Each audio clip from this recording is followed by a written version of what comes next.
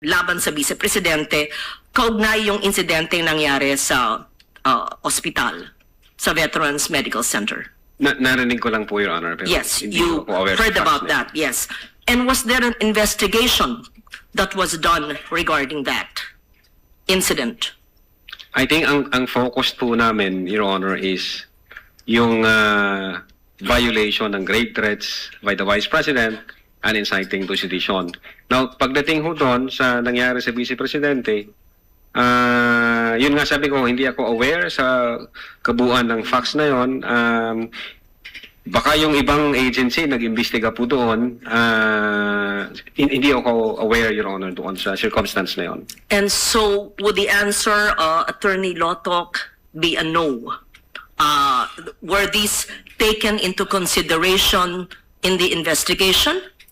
Again, Your Honor, Or would this be a yes, meaning it is contained in the affidavit, which I'm trying to look for as well?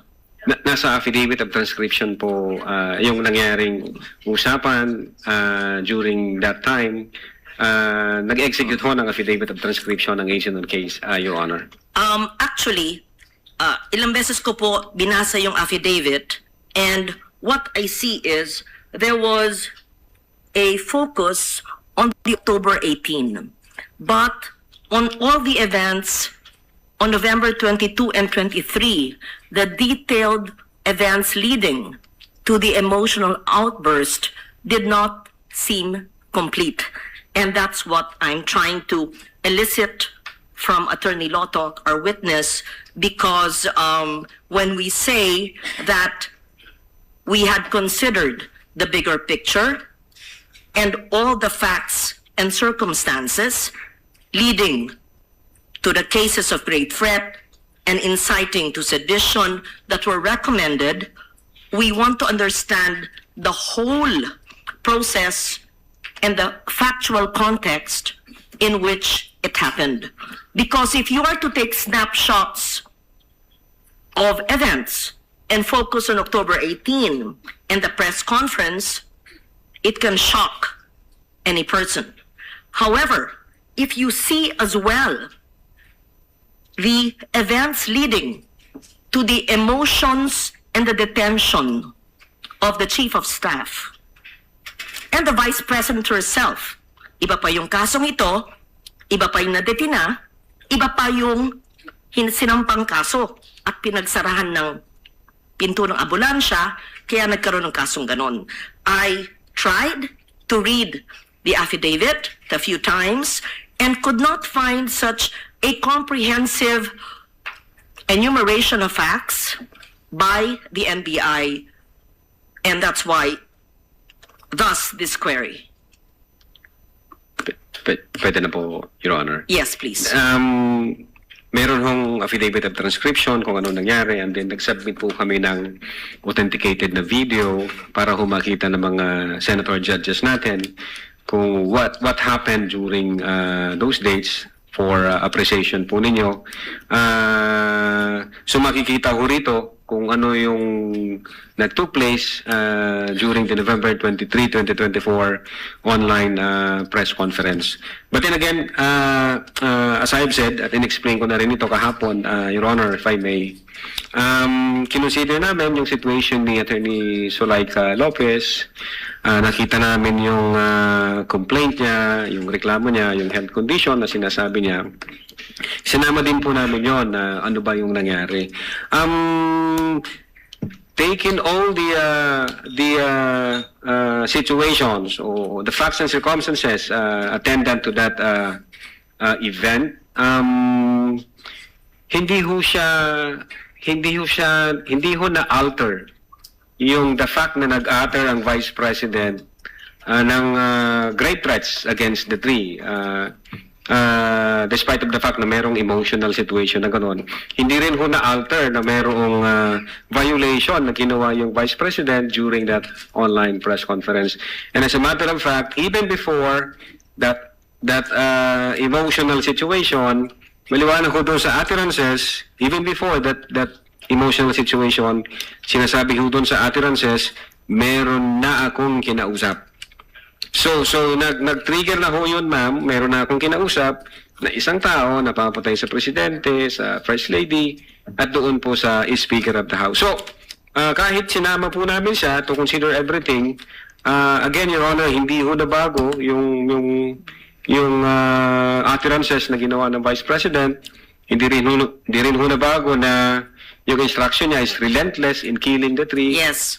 Attorney Lotok, what I've been trying to ask is not just the utterances which we've watched several times, but all the events leading to the utterances, and that is what I want. I understand what you're saying, that there were attachments or transcription, but the transcription would not be considered an assessment or an investigation. These were perhaps attached as transcription. And you earlier said that the threats are circumstantial. So the and that is the reason why I was looking for that in the affidavit of the investigation. In short, para pong nakulangan ako, pero kung sinabi nyong inattach nyo yung transcript, so be it. But then, if you will read the 50 plus pages again of your investigation, it seemed to me, at least at this point, that snapshots were taken focusing on the October 18 and the utterances, but there seemed to be events leading to it that may have not been included. With But I will indulgence of Senator leave it at Judge that. Legarda, Yes. kindly wind up, ma'am. Yes. So the last question, thank you, Mr. Presiding Officer. Na-interview rin niyo po ang mga miyembro ng media and you asked them factual information. Did you also ask them about the emotional state ng mga kalahok sa media, yung mga pangyayaring naganap bago ginawa yung mga naturang pahayag? In short, not just the factual statement, but the atmosphere, the events leading to that Zoom press conference that led to the perceived or alleged utterances. Wala po yan sa minutes of meeting, sa Q&A, wala po yan, Your Honor.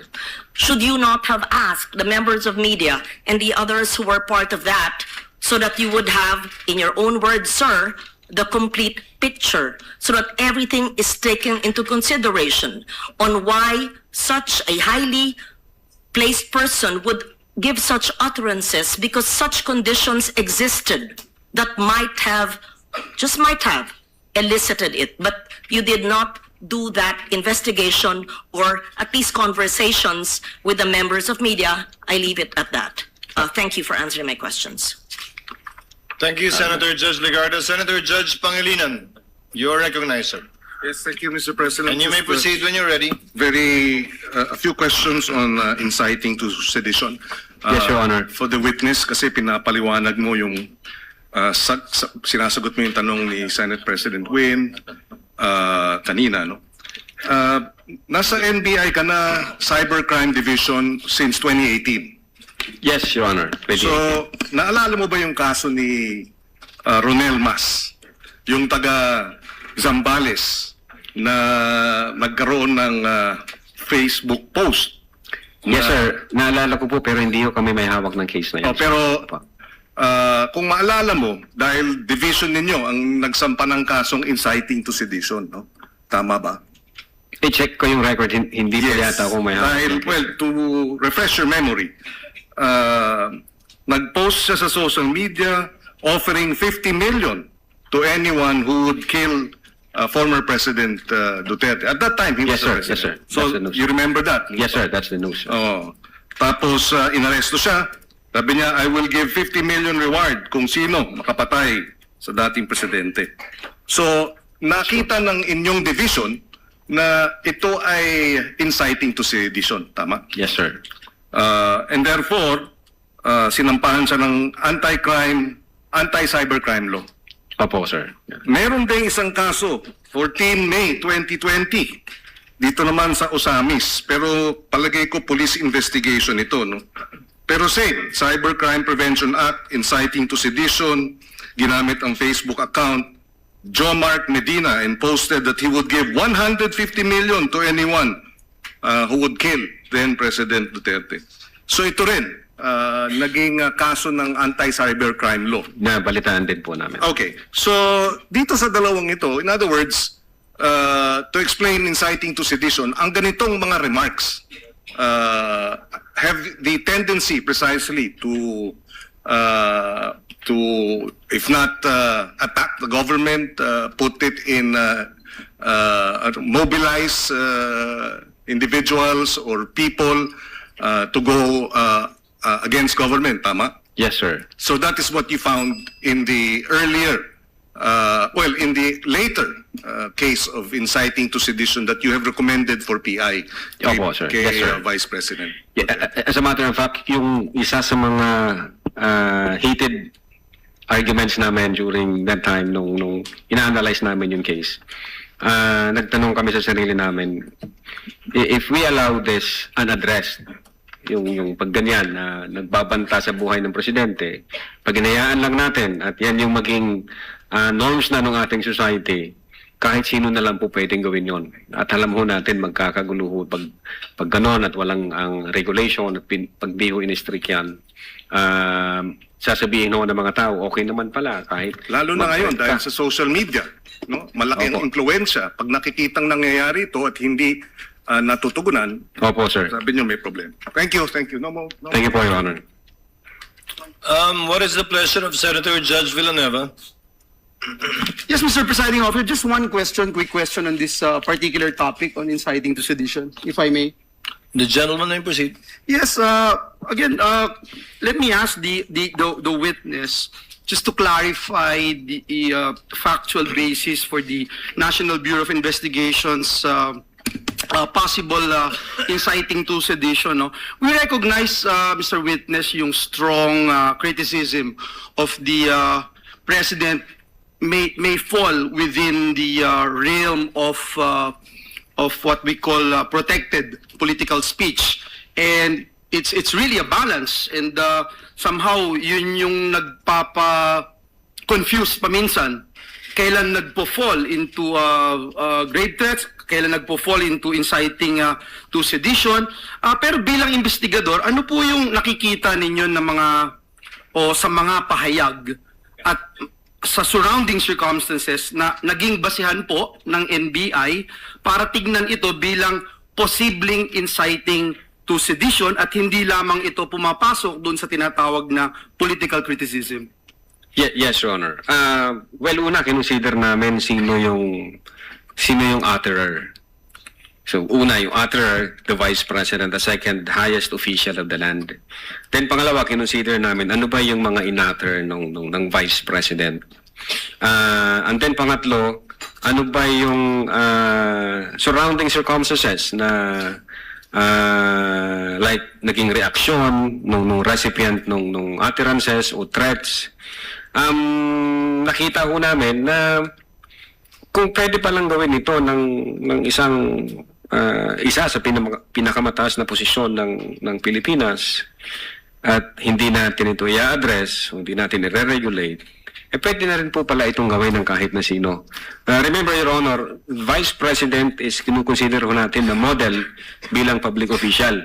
So tinitingnan po natin siya kung ano yung actuation siya sa public, kung ano yung pakikipagrelasyon niya sa ibang public official. So again, Your Honor, nung makita ko namin yan, may effect po sa mga tao. Kung ang Vice President kayang gawin yan at wala namang nangyari, gawin na rin natin yung iba. Yung ine-explain ko nga kahapon, may pattern, may consistent siya, and the fact na bold yung mga statement, pupugutan ng ulo, this country will go to hell because the person na nakopo is hindi marunong maging presidente. Yung mga factor ho yun, finactor in namin.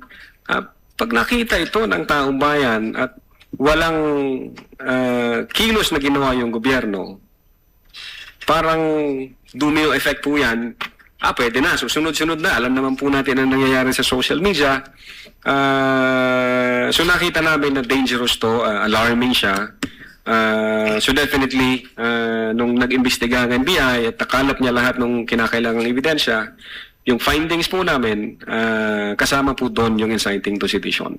Is it safe to say na yung pinaka-core nito is that when it falls under that category na it somehow steers public uprising? Definitely, based on our investigation. Yun yes, po yung sir. core, would Yes, you say? sir. And do you use the same methodology as you use doon sa grave test? For example, yung 4 stages na binanggit po ninyo, identification, collection, analysis, legal evaluation, yung elements na binanggit nyo yesterday, yung factors considered, delivery, literal meaning, nature, relationship to the parties, blah, blah, blah. Ito ba? Yes, sir. Same? Opo, Same? kasama po yan sa analysis namin na ano yung epekto nito sa publiko pag ito yung naging norms na natin. So this At is hindi the same na ginamit po ninyo? Yes, sir. And last but not the least, Your Honor, Mr. Witness, for purposes of investigating itong inciting to sedition, may we clarify, because it was, I don't know if Senator Bongo made mention about this. To clarify now, is it necessary that someone was actually incited? Yun po ba, just for purposes of investigating itong inciting to sedition, is it necessary that someone was actually incited para mag-fall dito? Well, ang basis po namin yung people versus Nabong, if I'm not mistaken. In order to be seditious yung speeches, it is not necessary na mayroong actual sedition. The law also penalizes or punishes those statements na mag-i-encourage to overthrow the government or to steer the people against the government or to disturb the peace of the community or to undermine public safety and public order. Thank you Doon ang for naging the consideration. clarification. Thank you. Thank you, sir. Mr. Senator Judge Ejercito, thereafter Senator Judge Villar. Mark, what is your pleasure, sir? Yes, thank you, Mr. Presiding. For just one question. You may proceed, sir. Nabanggit po kanina yung yung admission against interest. Maaari po ba niyong ipaliwanag para mas maintindihan po ng nakarami? At why did you rely on this, if ever, ito pong admission against interest? Yes, Your Honor. Maalala po natin yung November 2023, yung utterances niya na that she had already contracted a person to kill the President, the First Lady, and the former Speaker, and that she instructed to be relentless. Itong utterance na to, instead na i-deny niya, which is definitely it should be denied kasi that's against her interest, instead na i-deny niya po yun, nung November 26, the video, nung tinanong siya openly and in public, kung sinabi niya yun, nireiterate pa po niya, Your Honor. In fact, inadmit po niya na, oo nga, may kinausap akong tao tungkol dyan. And in fact, sabi niya, may krimen ba? Ano ang nakikitang krimen doon sa may kinausap akong tao na pag namatay ako, patayin mo si BBM, patayin mo si Speaker, patayin mo si Lisa Marcos. Was this, ito pong sinasabi yung admission against interest, was this considered in your investigation? Yes, Your Honor. Kasama po yun. Yun nga yung naging basis namin na aside doon sa sa utterances niya na no joke, kasi mukhang hindi, yung no joke, sufficient na ba na talagang seryoso siya? Nung makita ko namin yung video, na nireiterate pa niya at nag-admit siya, we concluded na seryoso ang Vice Presidente nung in-utter niya yun. Thank you. No further questions, Mr. Presiding Officer. Thank you, Thank you Senator po, Your Judge Honor. Ejercito. Senator Judge Mark Villar, you have 2 minutes, sir. Thank you. Just a brief question for the witness. You mentioned, Opo, Your Honor. thank you. You mentioned earlier that there are many factors that come into play when you decide whether or not to file charges regarding grave threats. Opo, Now, yes, there Your are Honor. many factors in how you decide what constitutes a grave threat. Yes, Your And I Honor. wanted to know, what weight do you give those factors? Are there certain aspects of a grave threat that you put more importance on, whether it's the type of threat or who the threat is made to? What does does the NBI give more weight to a certain element of Yes, Your Honor. It's a convolution of these factors na kinonsider namin. Una, yung delivery or manner in which the utterances were spoken, which is sabi ko nga, nasa atmosphere na kung saan furious and fumingly mad yung Vice President nung sinabi niya yon. And then, aside from delivery and manner, kinonsider namin yung literal meaning ng statement, which is, on its face, makikita natin na even before the press conference was held on November 23, 2024. In fact, even before the questions was thrown by Francis Maui to the Vice President, the Vice President had already contracted. But is there what do you give the most weight to? I'm aware that you have different factors that come into play. Is there a specific, because binanggit nyo po yung, halimbawa, meron kayong 2 tests for grave threat. Binanggit nyo po kahapon.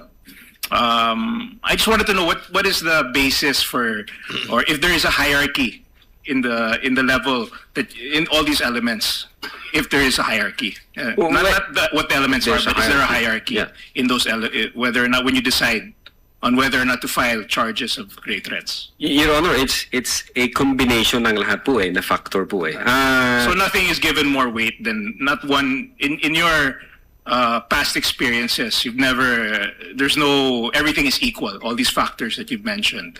Well, in this case, yung literal meaning, at the same time, yung nature ng instruction. Is it more of the type of the actual threat, if it's a death threat, or if it's a, halimbawa, kung sasabihin niya, whether it's a threat of, is the gravity of the threat a factor, or is it who the threat is made to? Yes, Your Honor. Something that triggers your investigation more. I mean, what is there a factor that you place more weight to, or that you place more weight to when deciding whether or not to file these charges? Yung status mo ng nagsasabi nun. Yeah, when you made the decision, I was curious as to what factors did you put the most weight to? Yung nature of the instruction as well as yung the fact na may kinausap na siya bago pa man siya tanungin. Yun po yung dalawa na yun, sir. And these are defined, are these defined in any legal, or this is just purely the discretion of the NBI, or is there a particular definition in the law that would create a hierarchy of? I would say it satisfies the elements of grave threats, Your Honor. Okay, but it's not necessarily defined in the law. A lot of it is open to interpretation of the NBI. Yes, Your Honor. Based on facts, nakita ko namin papasok ba yung elementong ganito, elementong ganyan, elementong ganon. Nung nagkaroon kami ng findings, nirefero namin sa DOJ. DOJ, sir, ito ang findings namin. Ano po masasabi nyo? Then nag-issue ng certification ng DOJ at ang sabi ng DOJ, certified, all of the elements required for the crime charged is complete. So pwede na tayo mag-proceed sa preliminary investigation. Yeah, thank you. Importante po kasi na ma-define po natin kung ano po yung grave threat, kung ano po yung... and I just want to know what latitude does the NBI have in deciding whether or not to file a charge of grave threat. Yes, Your Honor. So, thank you very much, sir. Opo, thank you, Your Honor. Thank you, Senator Judge Mark Villar. Counsel for the respondent. Just have last few questions, Your Honor. Apologies. Senator Judge Erwin Tulfo. You may proceed when you're ready, sir. You have no more than 2 minutes. Thank you. Just one quick question to our witness. Inciting to sedition po yung kinaso ninyo. Opo, Your Tama. Honor. Pero hindi ba nagbo-border ito yung inciting to sedition to propaganda? Kasi po ayon po sa diksyonaryo, propaganda is a form of communication that aims to shape the people's belief, action, or behavior. Na you say something para udyukan yung tao, para magalit. So, nagbo-border ito between propaganda and inciting to sedition. What made you say that this is inciting to sedition yung pinagsasabi ni Vice President Sara Zimmerman Duterte? Again, Your Honor, we consider the elements ng inciting to sedition, one of which is yung whether the speeches disturbs the community. And then in-explain ko na po kanina yung mga comments. At the same time, yung responses ng recipients, gaya ng several government agencies and the President himself, as well as the Speaker of the House. And then, Your Honor, whether it would undermine public safety and public order, which is malinaw ho dun sa comments at reaksyon ng ating government agencies like the PNP, like the National Security Council, at ganun din po yung Presidential Communications Office. So, pinapakita ko nila doon na alarming yung situation, it's an active threat, at the same time, it's a matter of national security, at hindi ho ito dapat palampasin. In fact, may classification pa nga yung ibang agency natin na yung kinausap is assassin. Both the PNP and the PCO, sir. So, sila ho, nakalampag ho sila, itong mga government agency na to doon sa utterances na ginawa ng Vice Presidente. So, aside from that fact, nakita ho rin namin yung comments from social media platforms na meron ho talagang nabubuong magiging kaguluhan. Although, sabi ko nga po kanina, yung comments sa mga Facebook at social media platforms, hindi na ho namin nakasama sa affidavit of investigation po namin, Your Honor. All right, thank you, Mr. Witness. Thank you, Senator Judge Windulfo. Counsel for the respondent, for the continuation of your cross. I heard you say Last few questions, Your Honor. after the cross, before redirect, we shall pause for a 15-minute break. Counsel for the respondent may proceed. Attorney Lotok, does a Filipino citizen have the right to express dissatisfaction with our government? Definitely, sir. This is part of freedom of speech, correct? Yes, sir. And as long as we do not commit an act to overthrow the government, this is allowed, correct? It depends, sir, kung magpo-fall siya sa inciting to sedition, Okay. sir. But in that press con, did VP Sara directly urge the public to overthrow the government? There was no such kind of a statement, but there was a sort of tendency because of those utterances. All right. She merely voiced out her personal opinion during the press con, correct? Opinions during the press con. I cannot answer to that, Your Honor. Based doon sa nakalap namin kung anong nandito. That's okay. So, and just like any other ordinary Filipino who has the freedom of speech, she should be allowed to do that, correct? Yes, sir. Unless we are under martial law again, she should be able to speak, correct? I cannot speak kung yung situation na yan. That's hypothetical, sir. Nothing further, Your Honors. Okay. Thank you, Counsel for Respondent. Again, as stated by the presiding officer, wala pa kayong balak mag-break talaga? Senator Judge Soto, let's give way to seniority. Thereafter, Senator Judge Pangilinan. You may proceed, sir. Thank you, Mr. Presiding Officer. This will be very quick. Naliligaw ako eh. Because I think that even some members of the public that are watching naliligaw doon sa discussion of grave threat and inciting to sedition. Di ba sa regular courts naka-charge yun, Mr. Witness? Sir, wala pa hong, as far as I know, as far as the NBI Cybercrime Division is concerned, wala pa ho sa court, Your Honor. Nasa preliminary investigation pa lang ho yung case natin. So pero sa regular courts pinafile, di ba? Yes po, opo. Ang nakafile dito sa impeachment court, betrayal of public trust, di ba? Opo, Your Honor. At saka other high crimes. Yes po, Your Honor. Hindi grave threat at saka inciting to sedition, di ba? I think yung Article 4 yata may nakalagay doon, Your Honor, na... Pero hindi yun ang main charge, di ba? Yes, Your Betrayal Honor. of public trust. Opo. Sige, kasi naliligaw ako eh. Thank you po, Your Honor. Thank you, Senator Judge Soto. Senator Judge Pangilinan. Yes, very quickly lang dahil napag-usapan ito since nag-umpisa tayo ng hearing. Yung authenticated video ba AI? No, sir. Ito ba fabricated? No, sir. It's Ito not ba fabricated. spliced? Hindi po, sir. So in other words, yung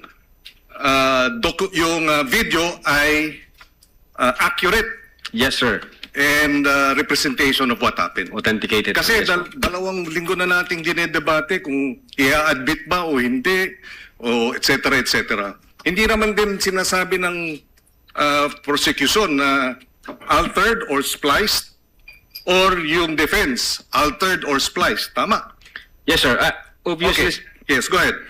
well, obvious. One of the ways to identify whether AI siya o hindi, isa ho doon yung tinatawag naming visual analysis. Number one, yung human anatomy anomalies.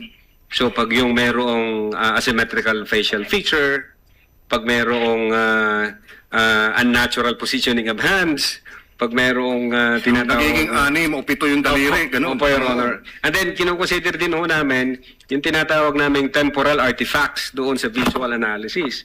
Meaning, kung sa one frame, ito ang condition, then pag tinuloy-tuloy mo nang i-play, minsan mawawala yung buhok, mawawala yung rilo.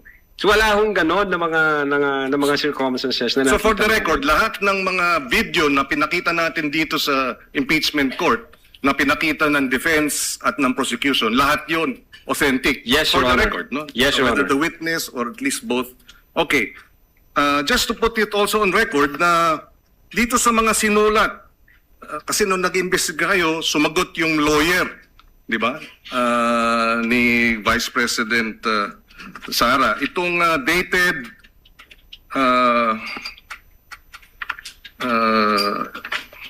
saan ba yun? Annex I, sorry.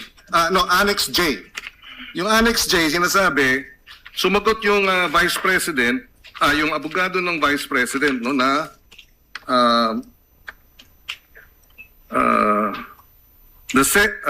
our client vehemently denies Annex K having made any threat constituting grave threats under Article 282 of the revised penal code in relation to so forth and so on.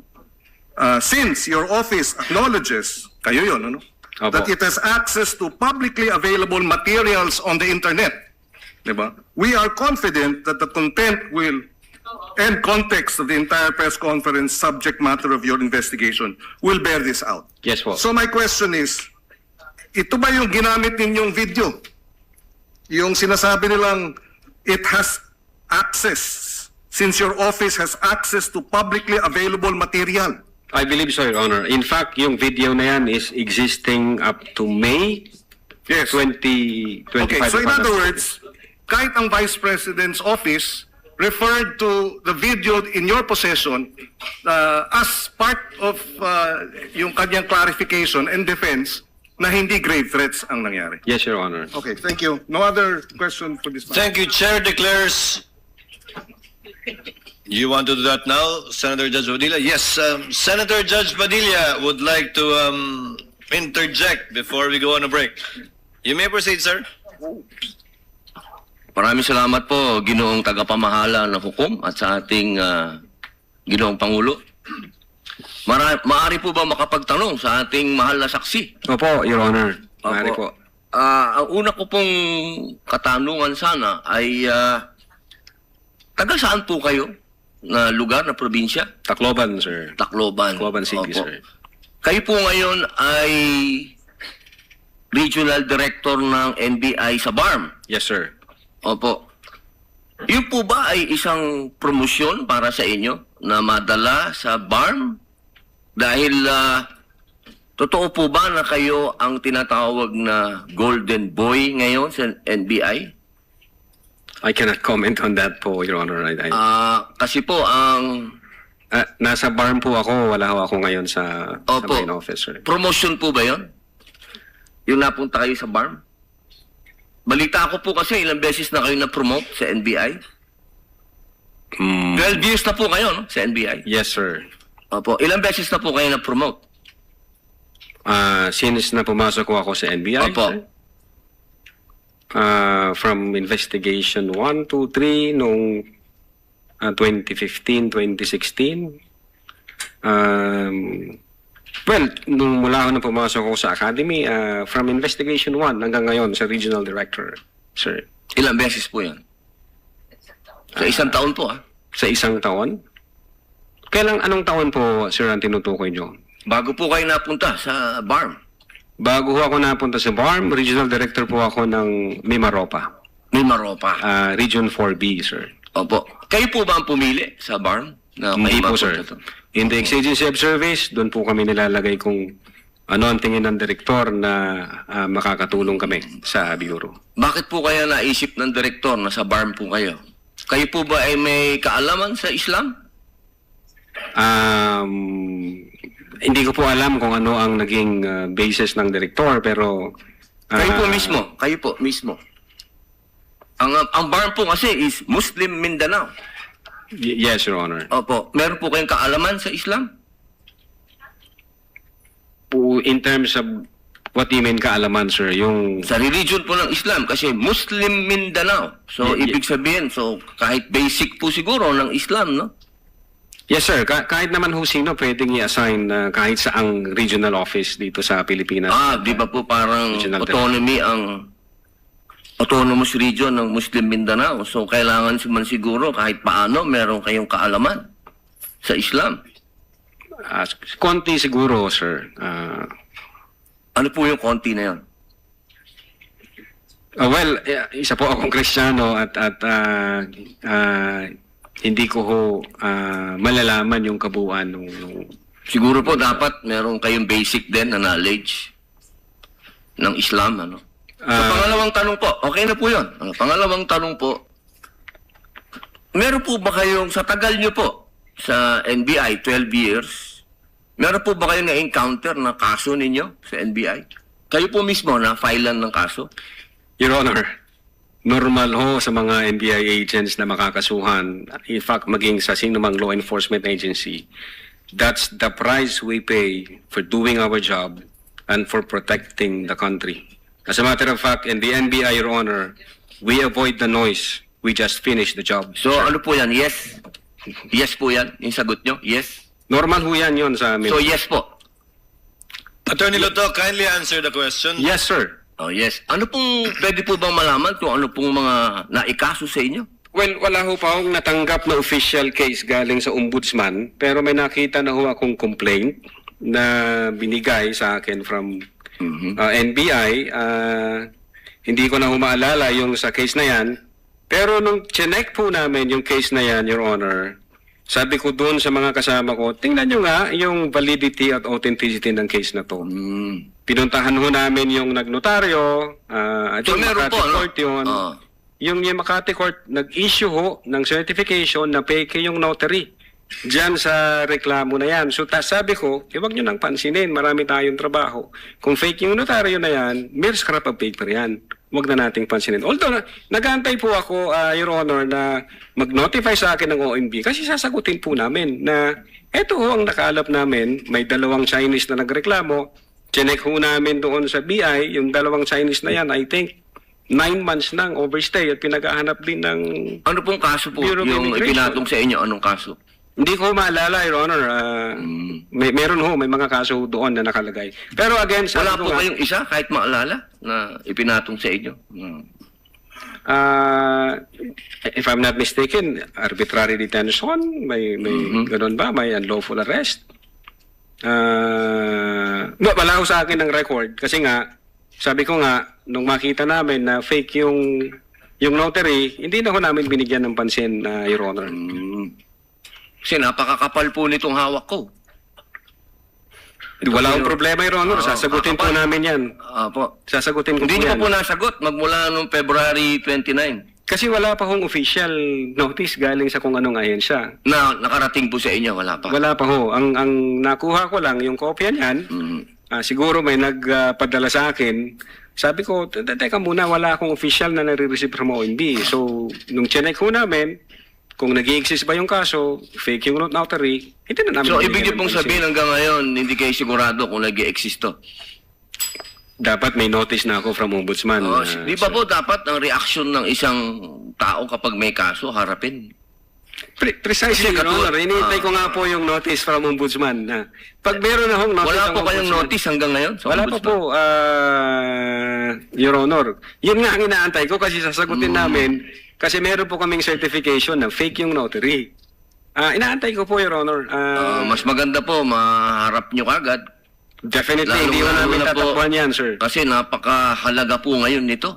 Yes, sir. Oo, ito po ay ang pinag-uusapan natin dito ay napakahalaga.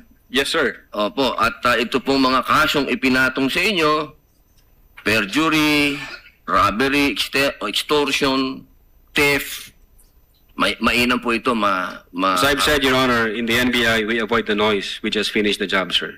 Opo, opo. Meron po akong tanong, pangatlo. Opo. Kanina po na ang ganda ng talakayan nyo tungkol sa Romanov. Yes, sir. Opo. Alam niyo po ba yung istorya ng Romanov? At ang gaganda po ng mga sagutan ninyo, alam niyo po ba yung historical background ng Romanov? Ang alam ko lang po dyan, Your Honor, yun yung nangyari sa, I think, Tsar, kung hindi ako nagkakamali sa Russia. Sa Russia. Opo. Opo. Sino po ba yung nakakalaban ng Tsar? Again, hindi ko po maalala, hindi ko po nakita yung buong... Yun. Kasi napakahalaga po malaman ng taong bayan kung sino po ang tinatawag natin na Romanov at sino yung nakalaban nila. Kasi po, katabi ko, ang isa sa Marcos family. Yes, sir. Alam naman po natin lahat, batid natin lahat, na si Apo Lakay, Ferdinand Marcos Sr., ang number 1 na lumaban sa komunista dito sa Pilipinas. Batid naman din po natin na ang nag-execute sa Tsar kay Nikolai at sa kanyang mga anak, sa kanyang pamilya, ay ang komunista. Alam mo po ba niyo? Yes, sir. Opo. Ngayon, sino po ba ang pangalawang pangulo na lumaban sa komunista? Sino po, sir? Ay di si Pangulong Rodrigo Roa Duterte. Hindi ba po dapat isipin natin yung Romanov ay tungkol sa threat na pumapasok sa mga pamilya na mga namumuno dito sa ating bayan na lumalaban sa komunista. Komunista po ako Gusto ko lamang pong alamin ninyo. Yes, sir. But well, insofar as the investigation on the issue of whether or not may Romanov or operation of Romanov, ang sabi ko po kanina, nasa intelligence service po namin yan, at I think ang makakasagot po niyan, Your Honor, yung director po namin. Opo, kasi nabanggit nyo kanina sa usapan po ninyo si Baste. Yun po yung... Sabi nyo po kasi kanina sa usapan po ninyo, sa napakagandang usapan, na yung Romanov, hindi na ipapaliwanag kasi kung ano ba yung ugat nun. Napakahalaga po na alam natin yung ugat. Si Presidente Marcos Sr. ang lumaban sa komunista, kaya nagkaroon ng threat noong 1986. Yes, sir. Ngayon, sinasabi ni Baste na nagkakaroon ng threat sa kanila pamilya sapagkat alam naman nating lahat na ang nagpatuloy ng paglaban sa komunista pagkatapos ni Pangulong Rodrigo Roa Duterte ay si Inday Sara Duterte, ang ating Vice President. Sumasang-ayon po ba kayo doon? Wala po akong personal knowledge, sir. Ay, bakit po kayo walang personal knowledge? Yun po ang sumunod na assignment ng ating Vice Presidente pagkaupo niya. Siya po ang nag-take over ng NTF-ELCAC. Hindi po alam ng NBI yun. Well, nag-NTF-ELCAC siya, pero yung factual circumstances doon, Factual, wala pa po akong... wala po kayong... Pero alam niyo po, sagutin na lang po ninyo na siya ang nag-take over ng NTF-ELCAC. Yes, Your Honor. Opo. Isa na lang po, ginoong tagapamahalang hukom. Sabi niyo po kanina, ulitin ko lang po, gusto ko lang pong malaman uli. Inamin niyo po na wala kayong personal knowledge tungkol dun sa threat ng Pangulo? Ng pangalaw. Sabi niyo po kanina, wala kayong personal knowledge na kumuha na ng assassin o papatay sa Pangulo, ang pangalawang Pangulo?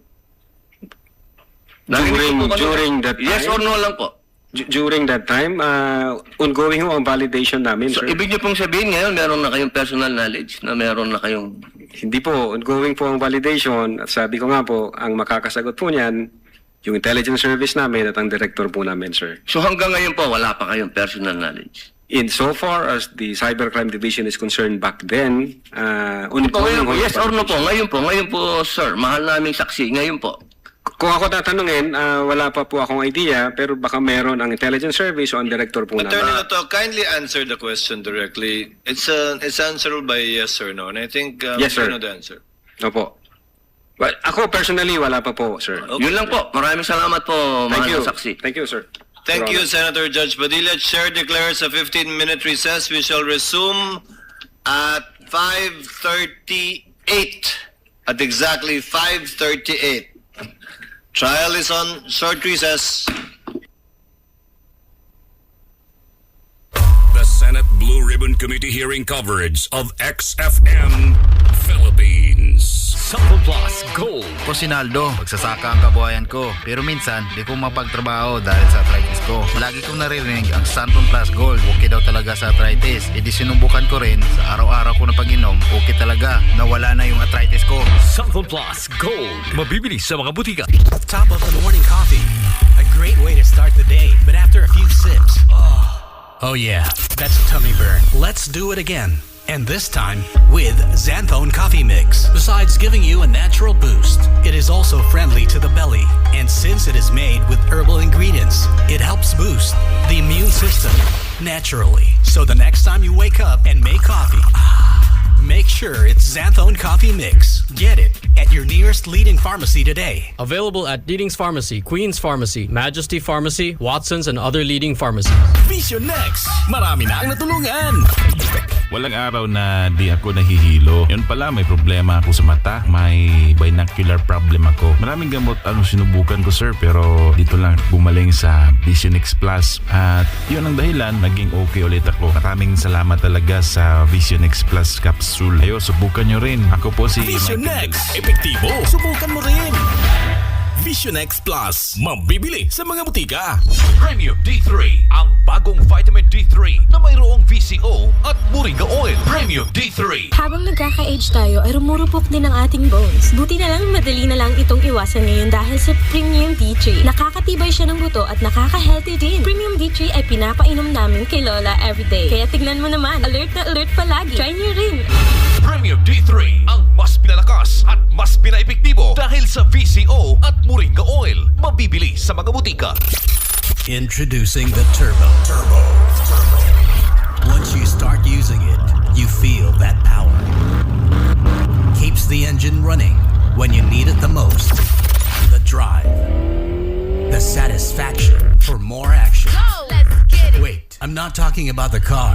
This is for the driver. You know what I mean. Turbo Food Supplement. Get it at your nearest leading drugstore today. Available at Leading's Pharmacy, Queen's Pharmacy, Majesty Pharmacy, Watson's, and other leading pharmacies. Sister Pain. Si Michelle nagali, isa ka sales lady, nakabatsyag ko sang isa ka simana nga kapudlay sang pagtindog. Sobragit kisakit, pero sang nag-inom ko sang Sister Pain, minis na ginag-agi, nakatindog na ko dayon diretsyo pag makalakas. Sister Pain. Tanggalang pain. Fast and safe. Sister Pain. Symptoms persist. Consult your doctor. Mabibili sa mga butika. Samthon Gold Coffee Mix. Ako si Malu, isa ka teacher. Nabatian ko ini sa radyo ang Samthon Gold Coffee Mix nga may collagen. Inkapi ko ini adlaw-adlaw. Nahagan-haga na ang akong joint discomfort na enjoy ko pa ang manamit nga sabor. Samthon Gold Coffee Mix. Nagkape ka na, lalakas, at gaganda ka pa. Mabibili sa mga butika. Katropa, yari na mga Yes to Health products nga pwede mong gamiton para maka-intra sa Santon and XFM libu-libong papremyo. 1 blister sang Santon Gold Capsule. 1 blister sang Premium D3 Soft Gel Capsule. 1 blister sang Turbo Dietary Herbal Supplement for Men. Kag 5 sachets sang Santon Gold Coffee Mix. Paano maghimo sang isa ka raffle entry? Mahapos lang. Sa isa ka white legal size envelope, sulatan sang kumpleto nga ngalan, address, contact number, ilakip sa pagsulod sa envelope ang mga required proof of purchase kag pirmahan. Ihulog ang inyong mga entries sa mga official drop boxes nga nahamtang sa mga XFM stations sa Panay kag Negros. Sa aton mga weekly draws, pwede ka magdaog sang 3,000 pesos cash. Kag para sa grand draw, more than 100,000 pesos in prizes ang nagahulat sa inyo. Intra na! Zanton and XFM. Libo-libong papremyo. Tutok lang sa inyong paborito nga XFM station sa inyong lugar para sa dugang nga detalye. Mahalagang paalala, ang mga produktong ito ay hindi gamot at hindi pwedeng gamitin gamot sa anumang uri ng sakit. Per DOH FDA CFRR permit number 0098 series of 2026. XFM sa tanan nga mga tagpalamati. Welcome sa palatuntunan Edukasyon para sa ikayong lawas. Programa nga magadulong sang sigurado kag mapuslanon nga mga impormasyon ilabi na para sa mga maluya ang pamatsyag balatianon lakip na dira ang nagahalong sang ila kalawasan. Kilalahon naton ang Evergreen Herbal Capsule nga may mga sangkap nga turmeric, malunggay, saluyot, ampalaya, wheatgrass, barley grass kag vitamin C. Pito ang sangkap sini. Kag ang Evergreen Herbal Coffee mixed with turmeric, malunggay kag mangustin. Kag ang nagdala sa sini nga mga mapuslanon nga mga produkto akon man bugal nga ginapakilala sa inyo si Doc Crispin Hico, Doctor of Philosophy in Naturopathy, Major in Herbology. Ang naturopathy isa ka sistema sang alternative medicine nga nabase sa teorya nga ang mga balatian mahimo nga mag-ayo ukon matapna paagi sa husto nga pagkaon kag nutrisyon. Dugang pang impormasyon suno sa Republic Act number 8423 of December 9, 1997.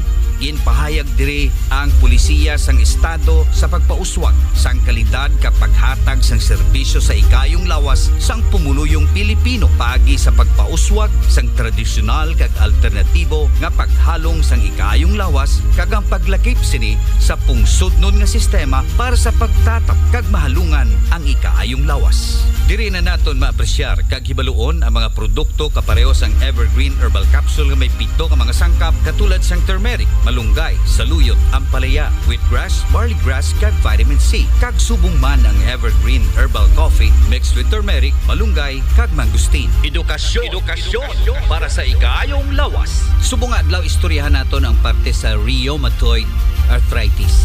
Suno sa mga pagtuon, mabatyagan naton ang mga palanakit sang joints o kon kasukasuhan, pagpalamula kag pagpalamanog sini. Agod aton mahibaluan kung anong mabulig sang produkto ni Doc Hico. Umpisa kita sa turmeric o kon kalawag. Ang turmeric may compound kag ini ginatawag nga curcumin. Ang curcumin may mga anti-inflammatory properties, potensyal nga makapaganhagan sang sakit, pagpalamanog kag pagpalanika sang mga joints. Kadto naman kita sa malunggay o kon moringa. Ang extract sang dahon sang moringa suno sa pagtuon ini mahimo man nga makapaganhagan sang paghubag, pagkabanog, pagpalamula kag pagpalanakit sang aton nga mga kasukasuhan. Dugang naton ang saluyot o kon tugabang. During our early times ginagamit na ini ang tugabang o kon saluyot sa medisina. Kag ginalakipan sa pagtapna o pagbulong sa mga diabetes mellitus, gestational diabetes sa mga nagabusong ang mga babaye, pwede man nagabusong lang kay mga babae man lang nagabusong, laki why man, arthritis, silanat, sipon, diarrhea, ulcer, gonorrhea, alta presyon, mga problema sa tagipusoon,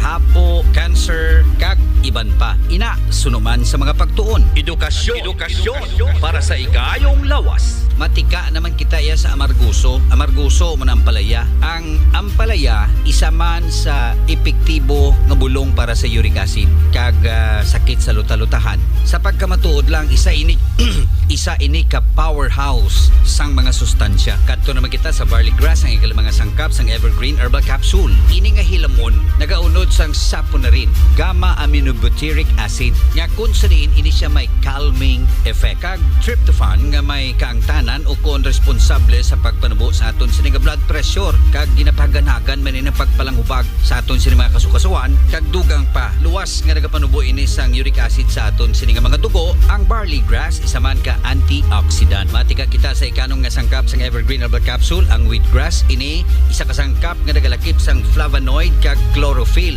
Nami man ini sa pagpalamanog kag nagahubag ng mga kasukasuhan.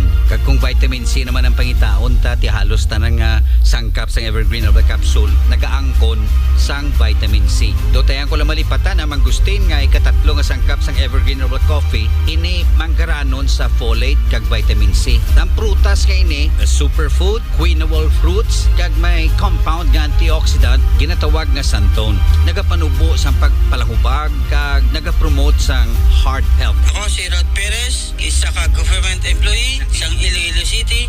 Pagsugod nga pag-inom ko sang Evergreen Herbal Capsule, natula palaminhot sang akon nga mga tudlo. Nagnami akong tulog sa subong, nag-ayo na nga akong pagpamuhin kada aga. Wala na akong nabudlayan sa akon nga pagpupo. Ang Evergreen Herbal Capsule Capsule kagang Evergreen Herbal Coffee mabakal sa mga butika malapit sa inyo. Sa dugang kasayuran, mag-text sa kay Doc Crispin Hico sa 0926-555-4150. Edukasyon para sa ikayong lawas.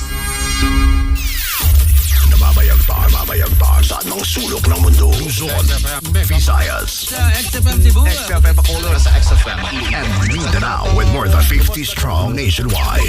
Sumasa inyo on air and online. XFM Network Philippines. Nagtataguyod ng makatotohanang pagbabalita sa anumang sulok ng bansa. Sa Bacolod, 103.9 XFM. The Vice President Impeachment Coverage. Absuelto o konviktado.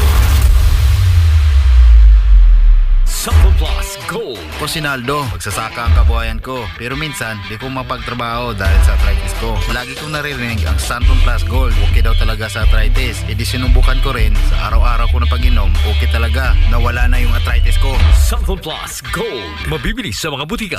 top of the morning coffee. A great way to start the day, but after a few sips, oh yeah, that's a tummy burn. Let's do it again.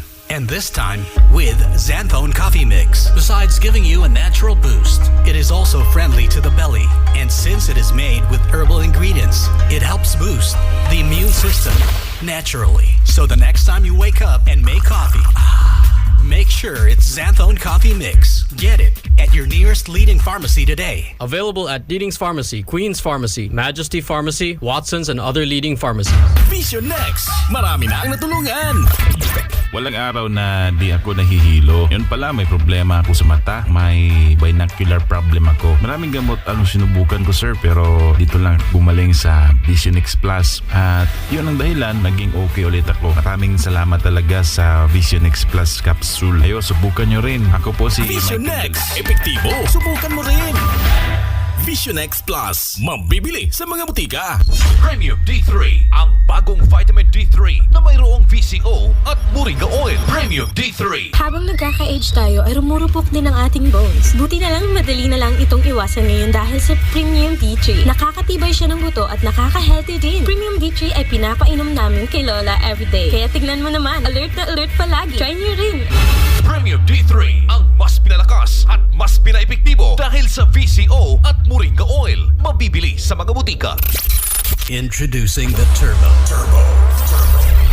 Once you start using it, you feel that power. Keeps the engine running when you need it the most. The drive. The satisfaction for more action. Go! Let's get it! Wait, I'm not talking about the car. This is for the driver. You know what I mean. Turbo Food Supplement. Get it at your nearest leading drugstore today.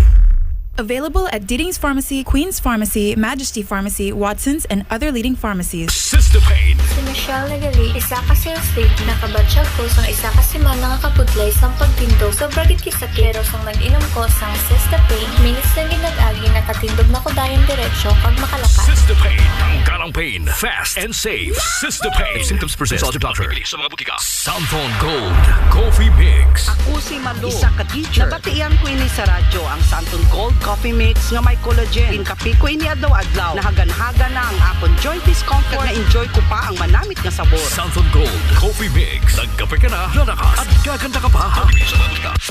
Katropa, yari na mga Yes to Health products nga pwede mong gamiton para maka-intra sa Santon and XFM libu-libong papremyo. 1 blister sang Santon Gold Capsule. 1 blister sang Premium D3 Soft Gel Capsule. 1 blister sang Turbo Dietary Herbal Supplement for Men. Kag 5 sachets sang Santon Gold Coffee Mix. Paano maghimo sang isa ka raffle entry? Mahapos lang. Sa isa ka white legal size envelope, sulatan sang kumpleto nga ngalan, address, contact number, ilakip sa pagsulod sa envelope ang mga required proof of purchase kag pirmahan. Ihulog ang inyong mga entries sa mga official drop boxes nga nahamtang sa mga XFM stations sa Panay kag Negros. Sa aton mga weekly draws, pwede ka magdaog sang 3,000 pesos cash. Kag para sa grand draw, more than 100,000 pesos in prizes ang nagahulat sa inyo. Intra na! Santon and XFM, libo-libong papremyo. Tutok lang sa inyong paborito nga XFM station sa inyong lugar para sa dugang nga detalye. Mahalagang paalala, ang mga produktong ito ay hindi gamot at hindi pwedeng gamitin gamot sa anumang uri ng sakit. Per DOH FDA CFRR Required permit number 0098 series of 2026. XFM.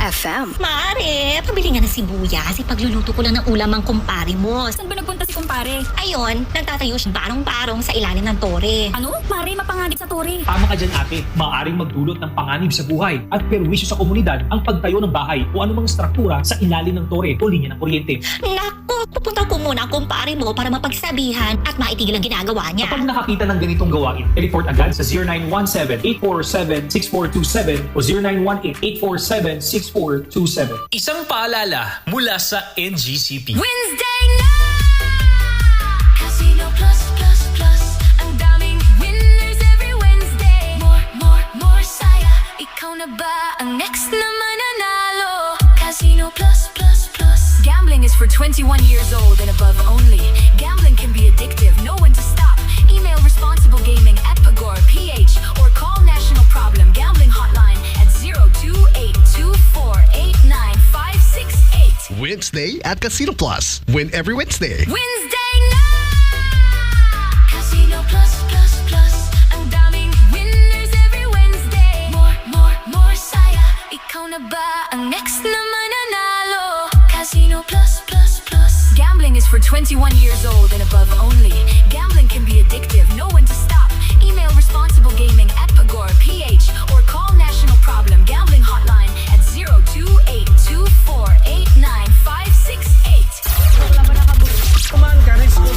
Sentro, comes sa Bullseye. Department of Agriculture. Kamusta ka? Ayong hapon. 103.9 XFM. XFM. Impeachment coverage. Santon Gold Live Testimony. Ator balik si Nilual Laguna. Laging CD sa haring gabi, matake, sumubok din ng Santon Gold. Wala pa nga ho yatang saling, hindi na ho ako na CD. Talaga pong nakakagaling ng Santon Las Gold. Mabibili sa mga butika. A typical week would take long hours of doing ad-libs, introducing songs, doing time checks, song sponsorships, researching topics, preparing a script for shows, coordinating with the tech team, the sales team, the other teams for an interview, often starting early in the morning and continuing into the afternoon, with no holidays if needed. Staying updated on current levels while maintaining cutting-edge creativity, and of course, the voice. They say to handle such a job would require a certain passion and time management. But the secret is Xanthone Vitamin C. The only vitamin C you'll ever need. Xanthone Vitamin C. That's a C with a double E. Take it every day and you can sound just like this. Available at Deeding's Pharmacy, Majesty Pharmacy, Queen's Pharmacy, Watson's, and other leading pharmacies. The Senate Blue Ribbon Committee hearing coverage of XFM Philippines. The defense showed you a video where the presidents, Ferdinand Marcos Jr., mentioned that he is open to reconciliation with the Dutertes, correct? Yes, sir. And if you know, when did that event, the interview happen, if you know? I think narinig ko po kanina, parang June, sir, this year? June of this year? If I'm not mistaken, sir. No. June 2026. In your investigation, Attorney Lotok, okay, you mentioned during the Rex that you considered the statements of the president. Do you remember that? Yes, sir. And do you also remember that you considered a video of the president giving his statement? Objection, leading. Your Honor, these are preliminary questions. This is just based on his direct examination. This is already redirect, Your Honor. I know. Preliminary question is allowed. Reform Council. Okay, now. You mentioned in your direct examination of a video where the president gave his reaction to the threats of the president. Yes, sir. Now, if shown a copy of the video, will you be able to identify the same? Yes, sir. Now, Your Honor, I move that the same video marked as Exhibit P dash Roman numeral 4 dash 13 be played for consideration of the witness and the court. So directed. Is it in a USB? Is that in the USB? Yes, Your Honor. So you will again have to break the seal? Yes, Your Honor. Yung seal, madali na i-break, ha? Mr. Witness, kindly break the seal. Yes, Your Honor. In front of the assisting counsels for both the prosecutor and the respondent.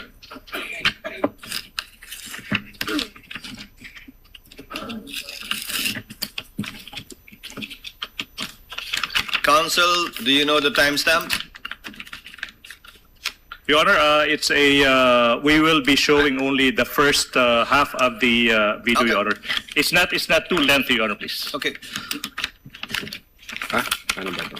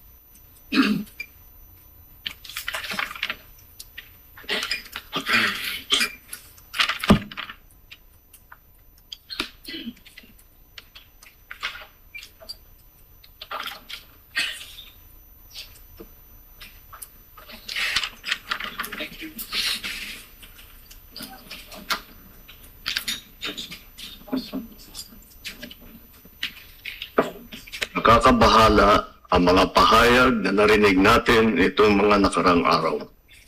Nandyan ang walang pakundangang pagmumura at ang pagbabanta ng planong ipapatay ang ilan sa at kadali ang pagplano sa pagpatay ng isang presidente. Paano pa kaya ang mga pagkaraniwan na mamamayan? Yung ganyang kriminal na pagtatangka ay hindi dapat pinapalampas. Yan ay aking papalagan. As a democratic country, we need to uphold the rule of law. Ako, bilang pinuno ng Executive Department at lahat ng mga nanunungkulan sa pamahalaan ay may sinumpaang tungkulin na tutupdin at pangangalagaan ang konstitusyon at ang ating mga batas. Kaya hindi tama ang pagpigil sa mga halal ng bayan sa paghahanap ng katotohanan. Hindi na sana hahantong sa ganitong drama. Your Honor, in fact, in the booth, we are satisfied. We may add at this point. The tech is instructed to kindly pause and cease the playing of the video. May I proceed, Your Honor? You may proceed, sir. Attorney Lotok, again, when did the press conference, the online press conference of the Vice President happen where she uttered that she already contracted a person to kill the President, for example? Objection, Your Honor. It's misleading, Your Honor. Why? She never mentioned that there was a contract to begin with. May kinausap na akong tao. Reform Council. Oh. Reform the Where, contract. if I may, Your Honor, where the Vice President stated that she already contracted a person to kill the President. Objection, Your Honor. The Vice President never said the word contracted. Kinausap, Council. Kinausap. November 23, 2024, sir. Now, November 23, 2024. Now, if you know, when did the President, Ferdinand Marcos Jr., issue that statement through the video that was shown a while ago? If I'm not mistaken, I think November 24 or 25. Of what year? 2024, sir. So 1 or 2 days after the Yes. threats were made, Yes, correct? sir. Okay, now. You also mentioned earlier in fact, remember that instead of denying the threat, Objection, Your Honor. wait, I'm not yet Objection done. on the use of the word threat, Your Honor. Kindly let him finish his question, counsel.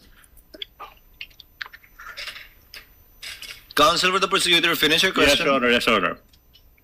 The question now is, you said that instead of denying her statement that she already spoke to a person to kill the president and the two others, you said that the vice president did not deny that. Do you remember that? Objection, Your Honor, leading. Your Honor, just the basis, Your Honor. I mean, in fact, Witness may answer. Yes, Your Honor, based on the video dated November 26, 2024. a video dated what? November 26, 2024, Your Honor. Your Honor, at this juncture, we move that video be presented again, but this time with a limited timestamp, Your Honor, please. And for the record, the same is marked as Exhibit P-4-26, Your Honor, please. It is sealed. I move that the defense may also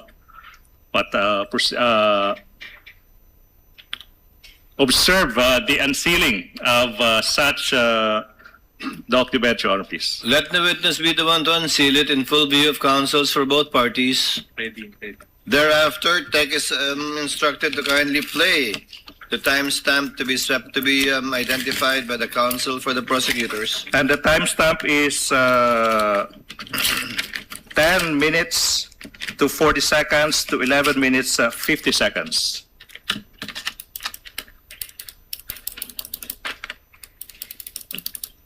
For the record, assisting counsel for the prosecutor, accompanied by assisting counsel for the respondent, are bringing the USB to the tech booth to be played.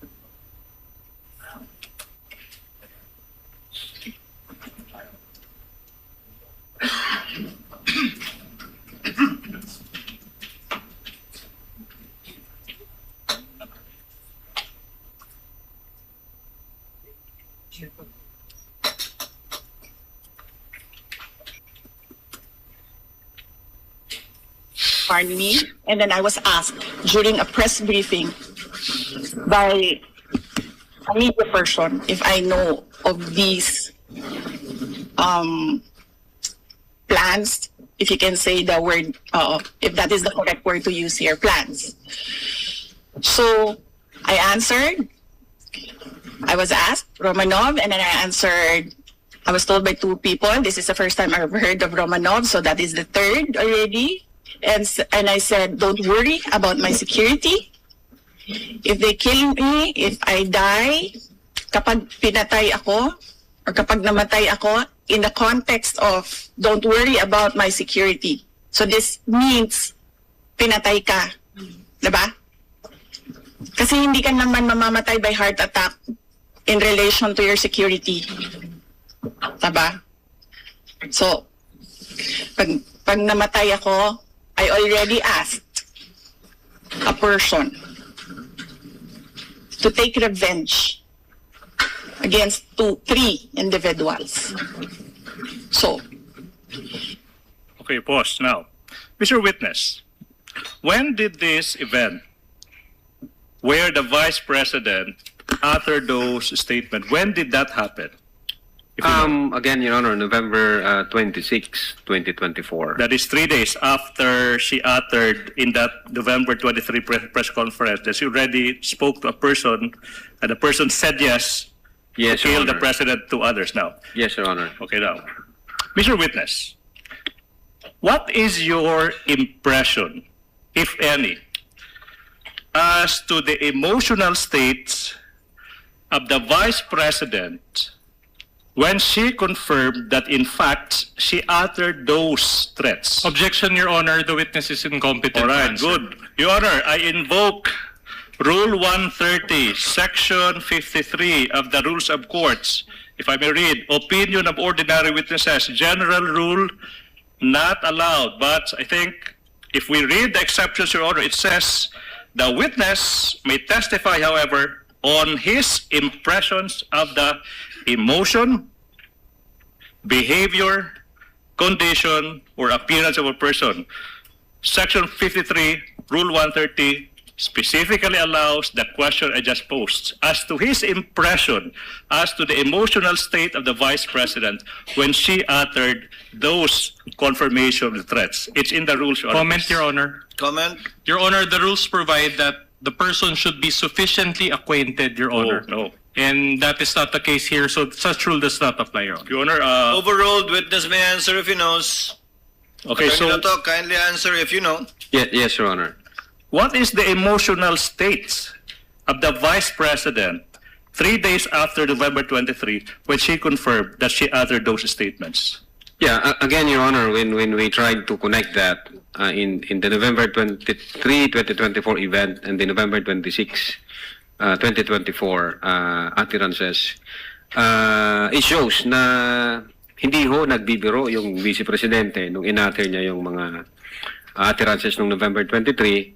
At the same time, yung pagiging furious niya, at yun nga, yung sabi ko, yung fuming mad ng November 2023, dala pa niya hanggang doon sa November 26 kasi nireiterate po niya, Your Honor, at inadmit po niya na meron siyang kinausap na tao to take revenge. So she admitted it again 3 days after. Objection, Your Honor, as answered. All right, let me proceed, Your Honor, please. Now, Go on, counsel. Now, Mr. Witness, earlier it was pointed out by the defense that now that line where the Vice President said that she spoke to a person and the person said yes to kill the President and the 2 others, that was just in response to a question by a certain Princess Maui. Do you Objection, remember Your that? Honor, Yes, Your leading. You're right. These are just preliminary questions. Your Honor, this is the purpose of redirect. Let's move on.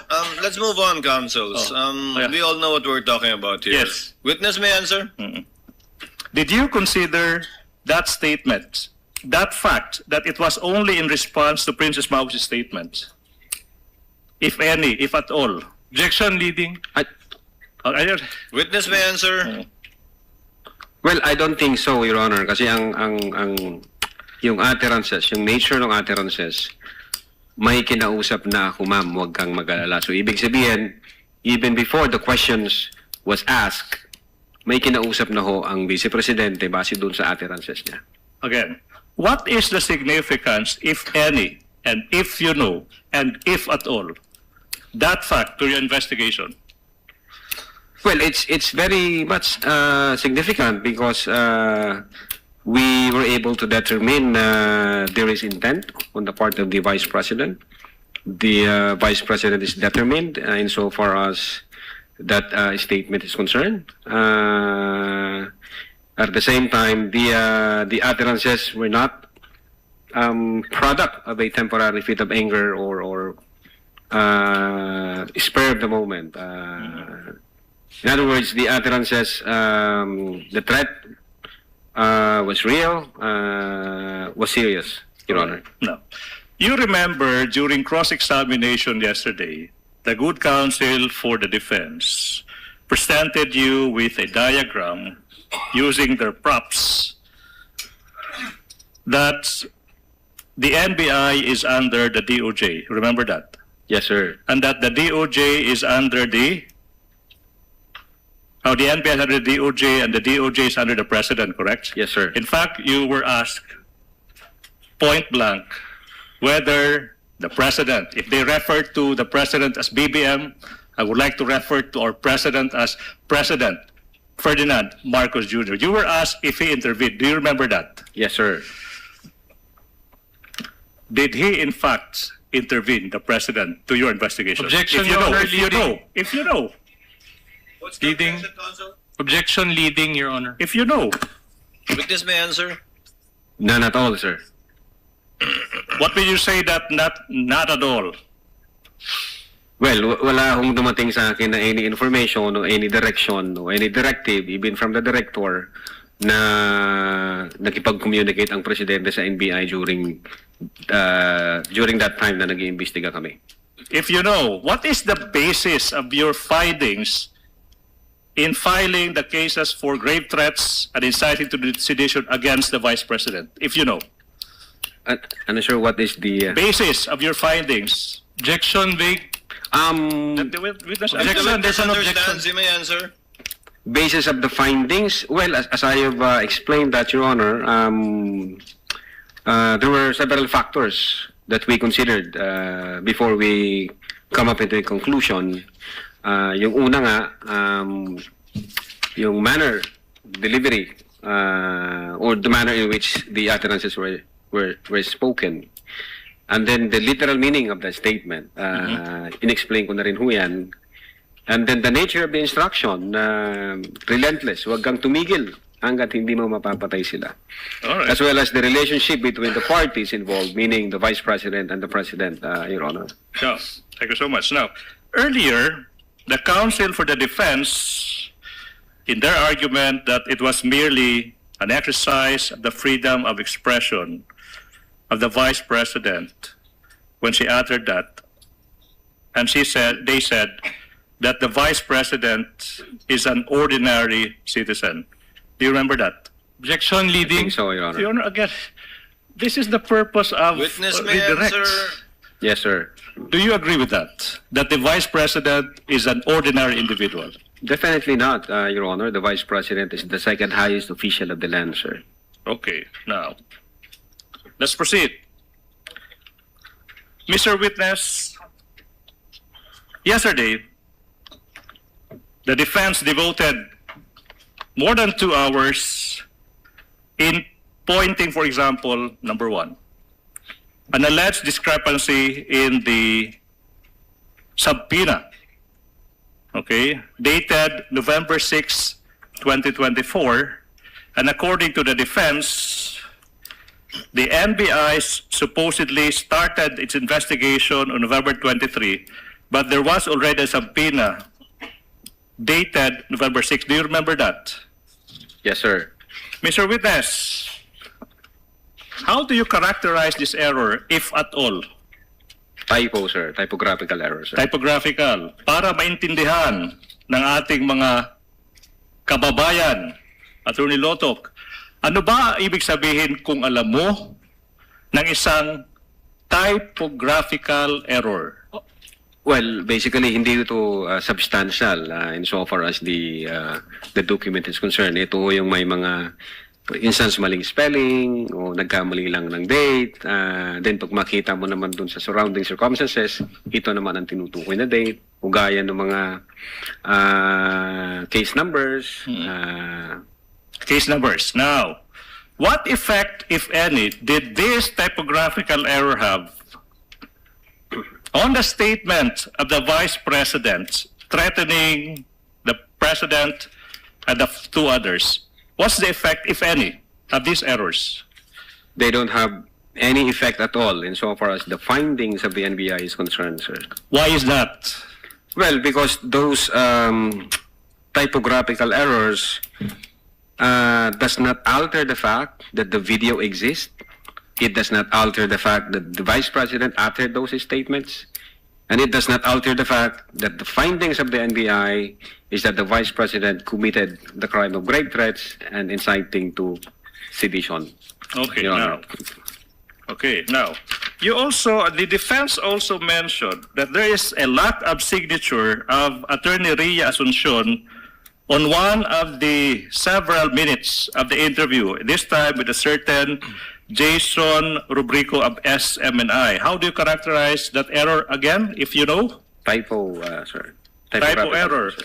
What effect, if any, does that typo error have on the statements of the Vice President threatening the President and the 2 others? Again, sir, hindi ho nabago yung utterances ng Vice Presidente. Hindi rin ho nabago yung video. Hindi rin ho nabago yung findings namin na indeed kompleto yung mga ebidensya at ang Presidente ay nag-commit ng crime of grave threats and inciting to sedition. Okay. Third point. What about the alleged discrepancy in docket numbers?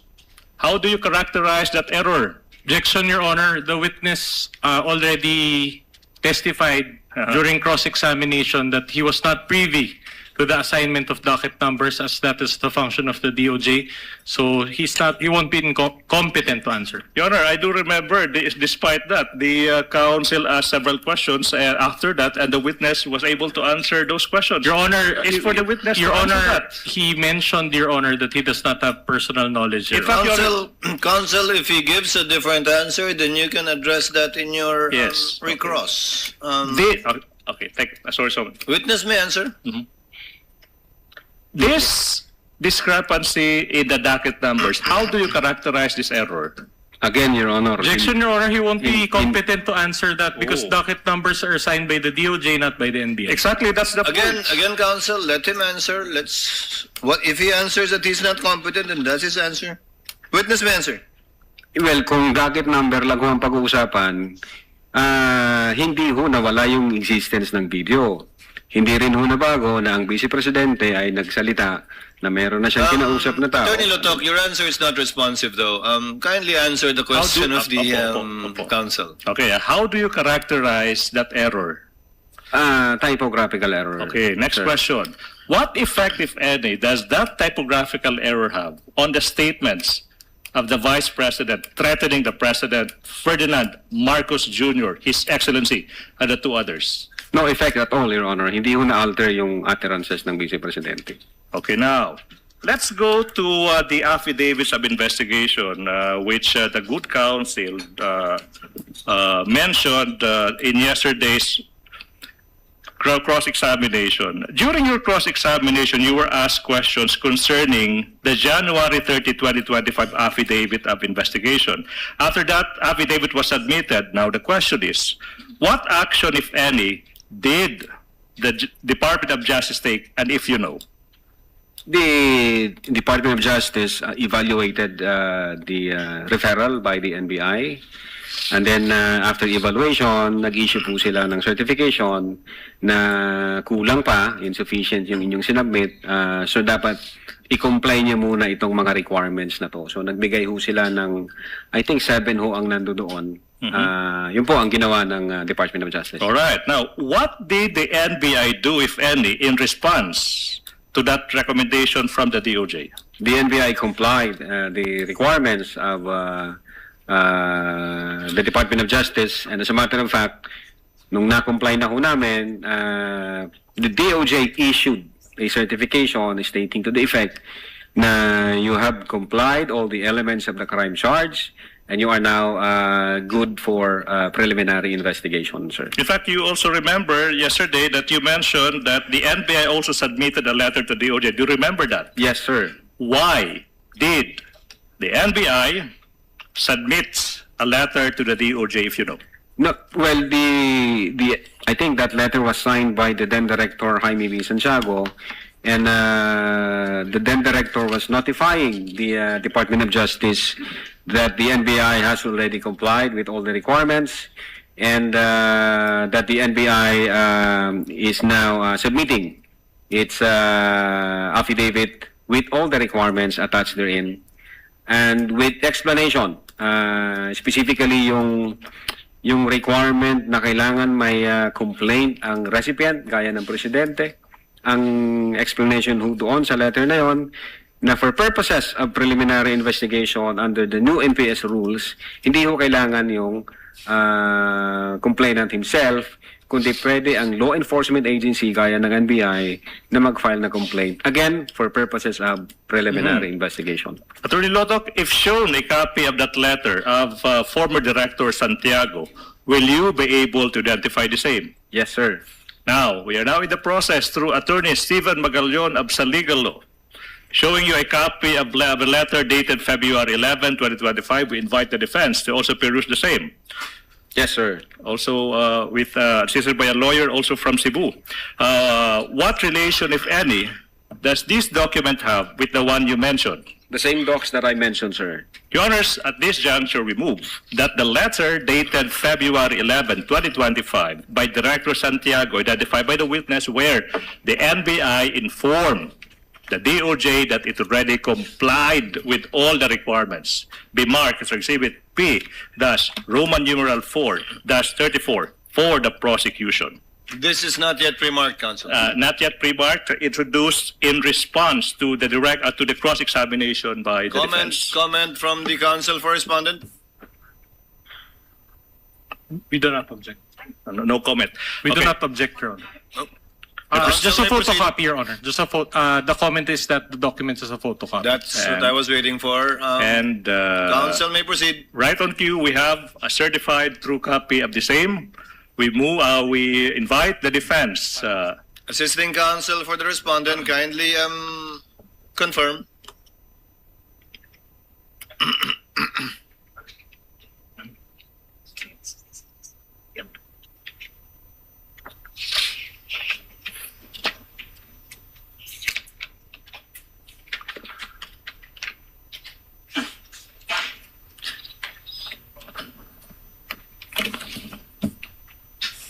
Ang gagawin? May we have a stipulation from the defense? Is the certified true copy is the photocopy rather a faithful reproduction of the original or certified true copy presented by the assisting counsel for the prosecutor? For the record, Your Honor, it's a photocopy. Is it No, a no. certified true copy, counsel? It is a certified true copy compared with a photocopy. So we are moving for stipulation that the photocopy is a faithful reproduction of the certified true copy of the same document. Same manifestation, Your Honor. Noted. All right, now, Mr. Witness, which part of the attached letter did the NBI explain that no law requires the offended party to execute a complaint to conduct preliminary investigation for grave threats? I think the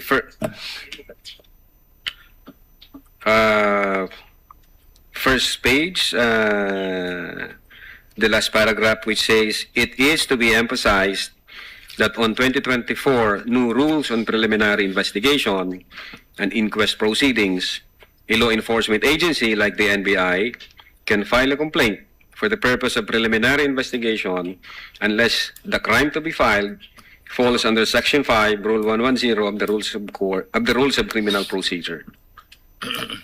Okay, thank you so much. May I proceed, Your Honor? You may proceed, counsel. Mr. Witness, you were asked whether the NBI already identified the particular individual contracted by the president, by the respondent, the vice president, to kill the president and the two others. Okay, you remember that?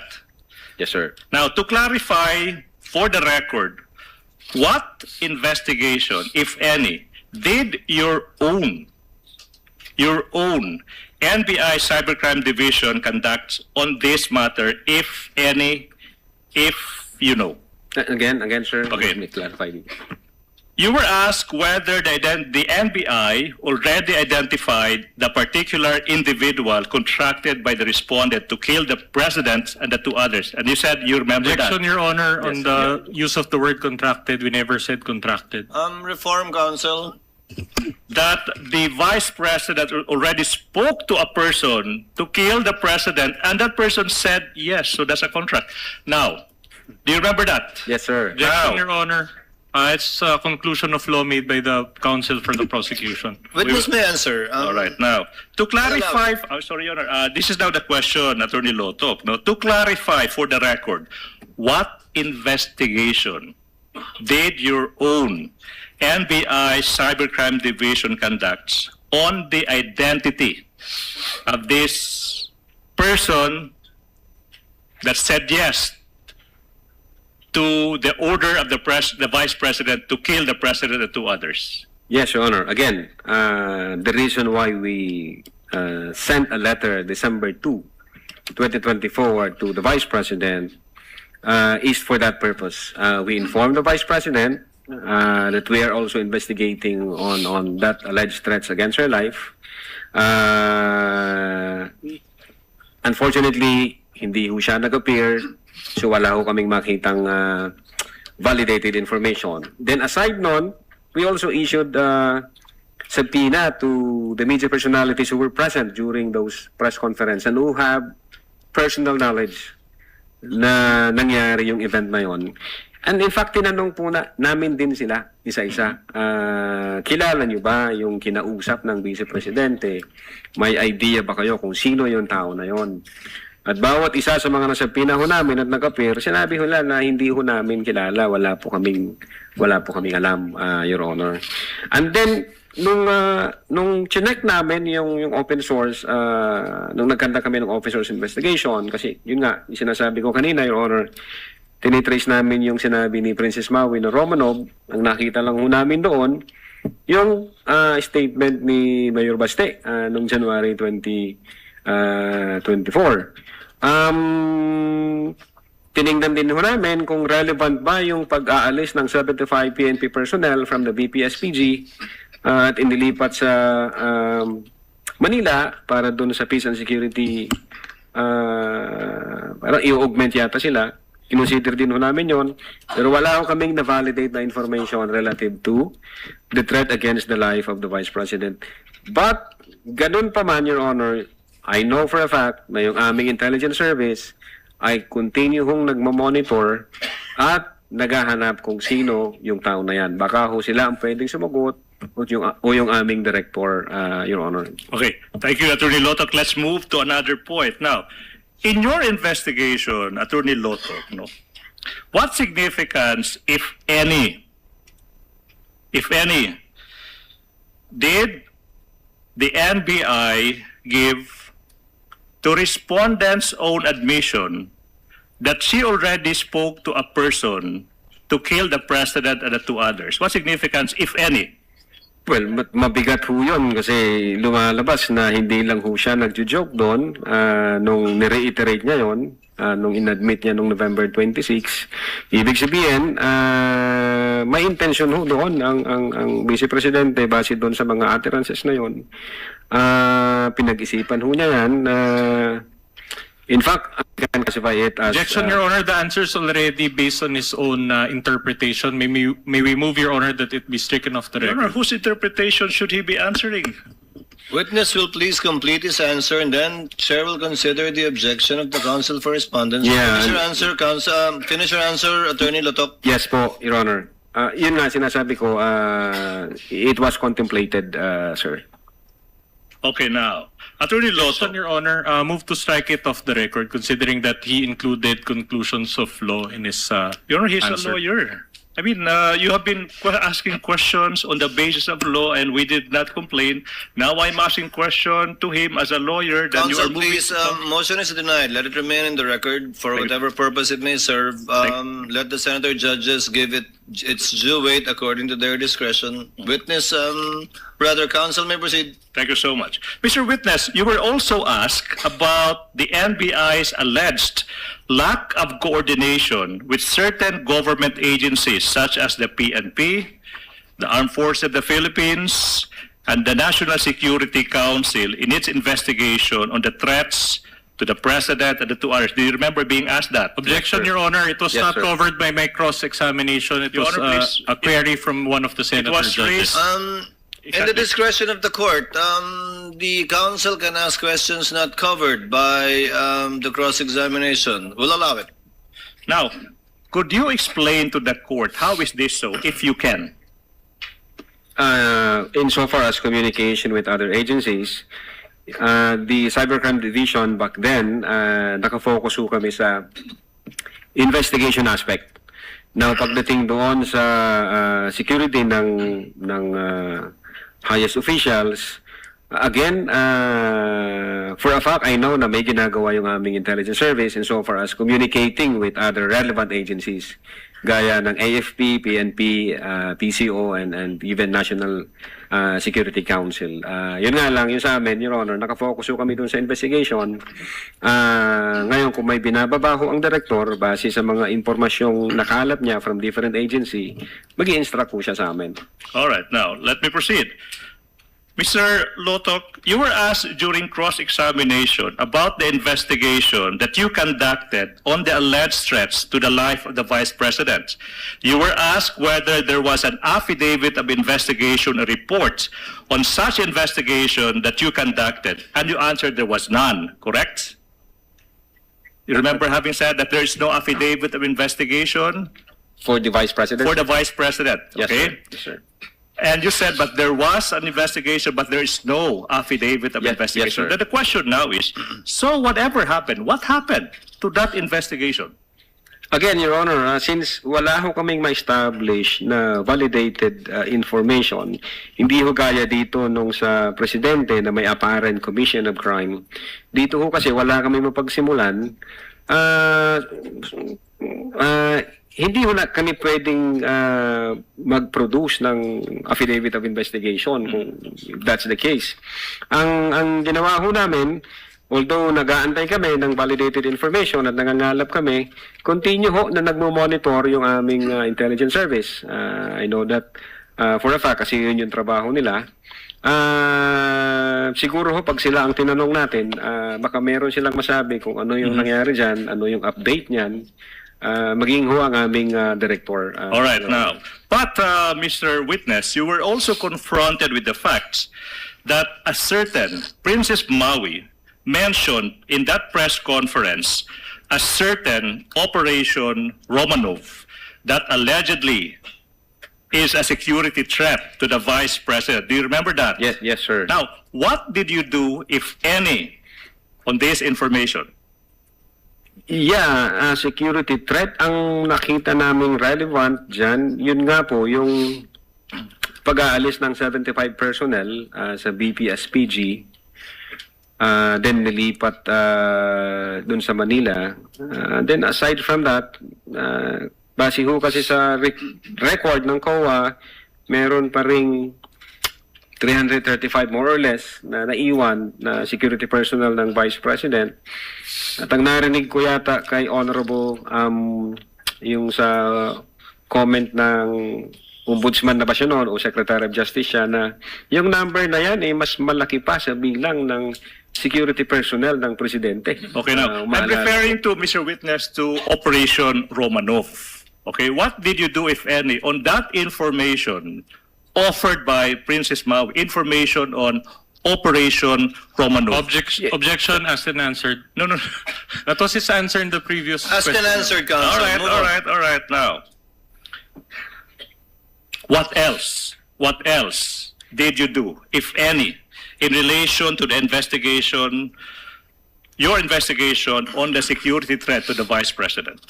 Yes, Your Honor. Yung paulit-ulit kong sinasabi, yung open source, we trace, kung ano yung mga relasyon nung security threats, yung Romanov na yan, ulitin ko, na rinig namin yan first time sa bibig ni Mayor Baste nung during Maisog Rally in January 2024. And so far as the NBI is concerned, during that time, nung ako yung hepe, wala ho kaming na-establish na validated information vis-a-vis yung threat to life against the Vice President, sir. Okay, now, you also mentioned that you issued a subpoena to the Vice President and a letter asking her to shed light on the threats she said she was facing. You remember having mentioned Yes, that? sir. Yes, sir. Okay, now, again, what was the response of the Vice President to the NBI's official investigation to her to appear before it to shed light on the threats she was complaining about? Objection, based Your on the Honor. second letter, sir. What is it, Counsel? Your Honor, that is misleading, Your Honor, because the subpoena was for her to answer.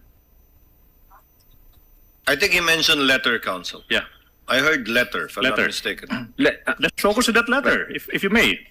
Yes, I think that was the December 2, 2024 letter, if I'm not mistaken.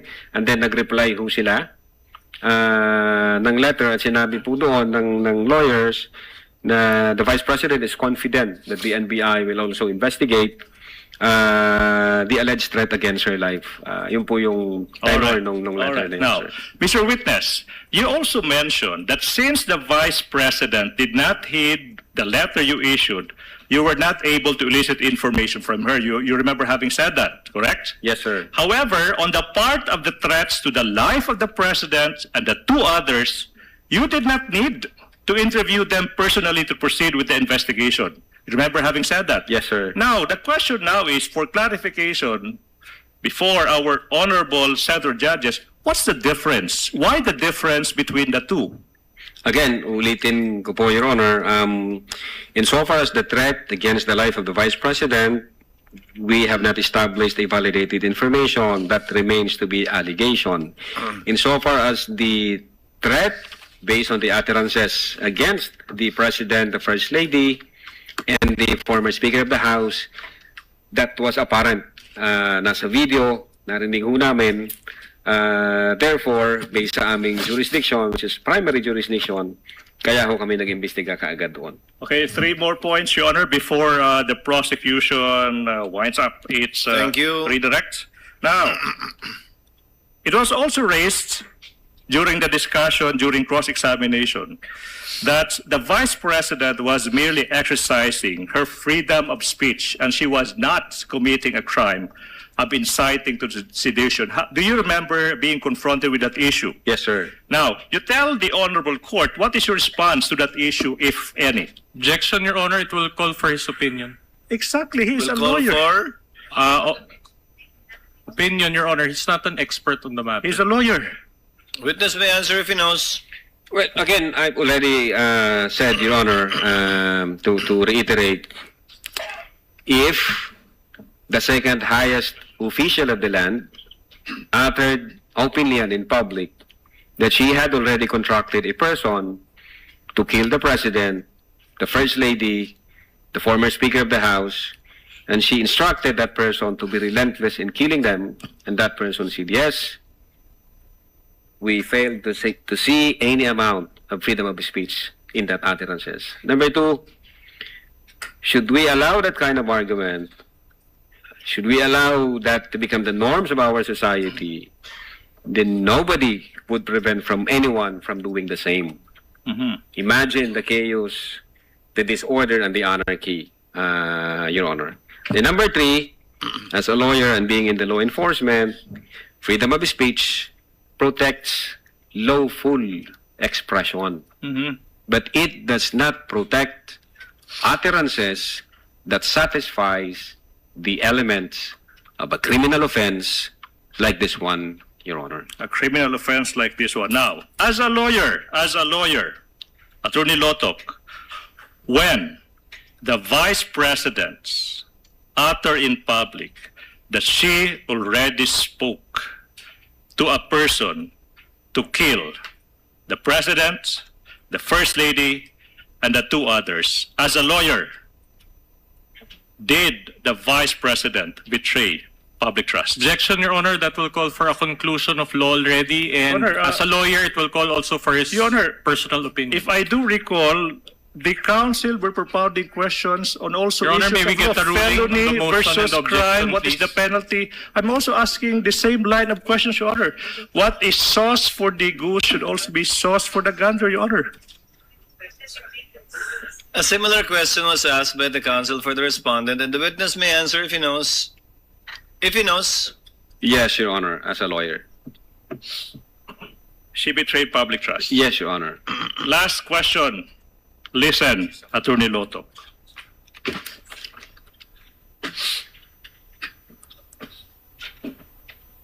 As a matter of law,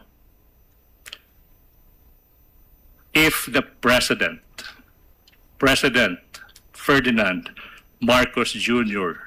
is killed, God forbid, who assumes the presidency? Objection, Your Honor. The Vice President, sir. Speculative. Asked and answered. The Vice President.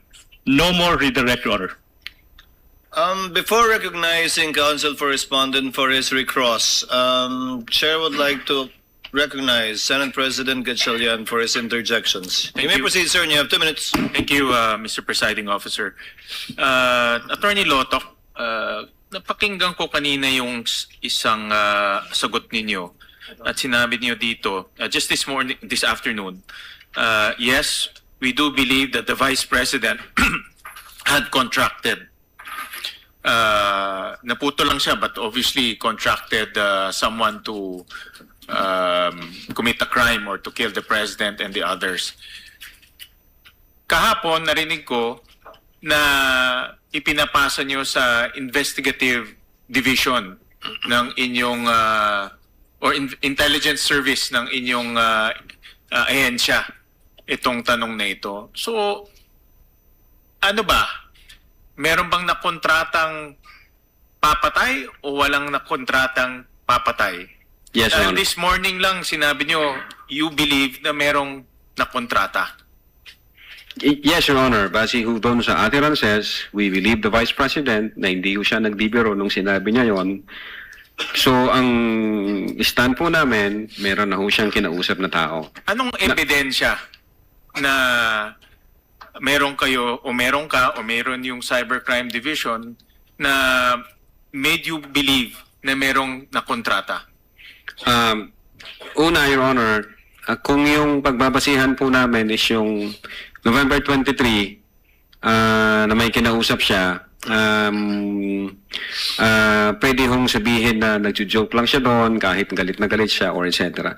But then nung na-incorporate po natin yung November 26 na ni-reiterate pa niya at sinabi niya doon openly and in public na totoo may kinausap na siya to take revenge kung sakaling mamatay siya.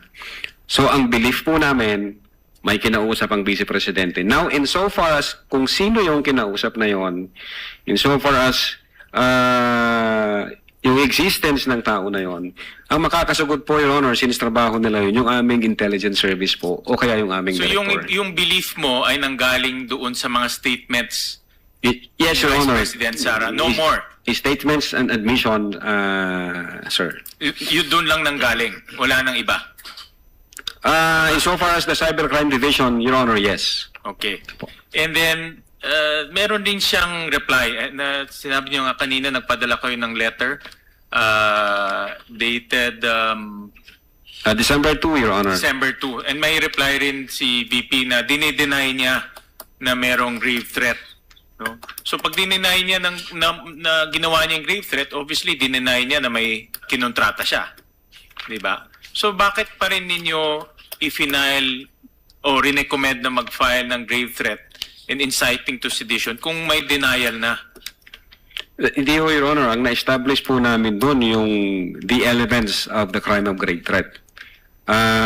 So nung nakita namin na na-satisfy siya at na-comply siya, nung na-refer po namin ito sa Department of Justice, nag-concur sa amin ng Department of Justice na indeed na-comply ninyo and therefore tuloy yung proseso. But what made you not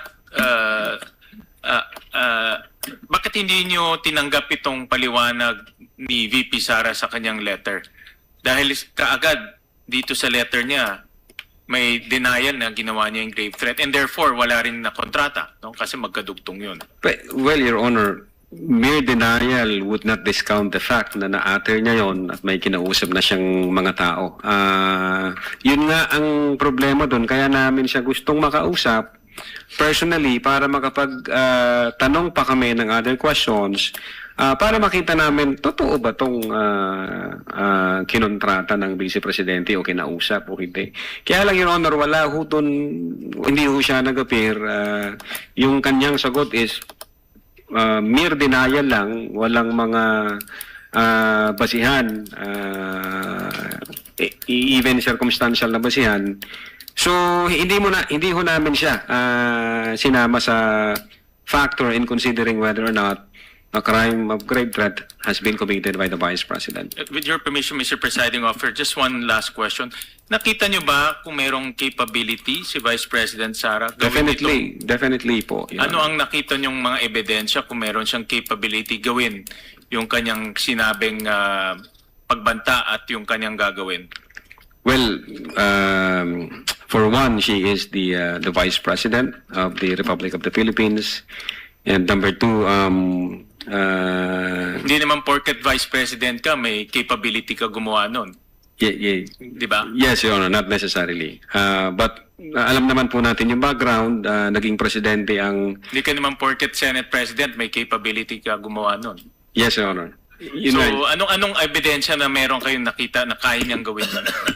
Alam naman po natin yung background na yung tatay niya na dating presidente ay hinaharap ngayon yung kaso sa ICC dahil sa mga extrajudicial killings, etc.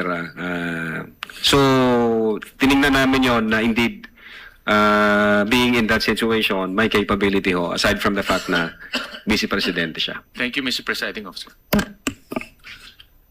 Senator Judge Ejercito, thereafter Senator Judge Ontiveros for their interjections. You may proceed, sir, when you're ready. Thank you, Mr. Presiding Officer. Attorney Lotok, given that the Vice President repeated her alleged threats as presented no kanina, sabi niyo twice or thrice sa mga videos. Yes, sir.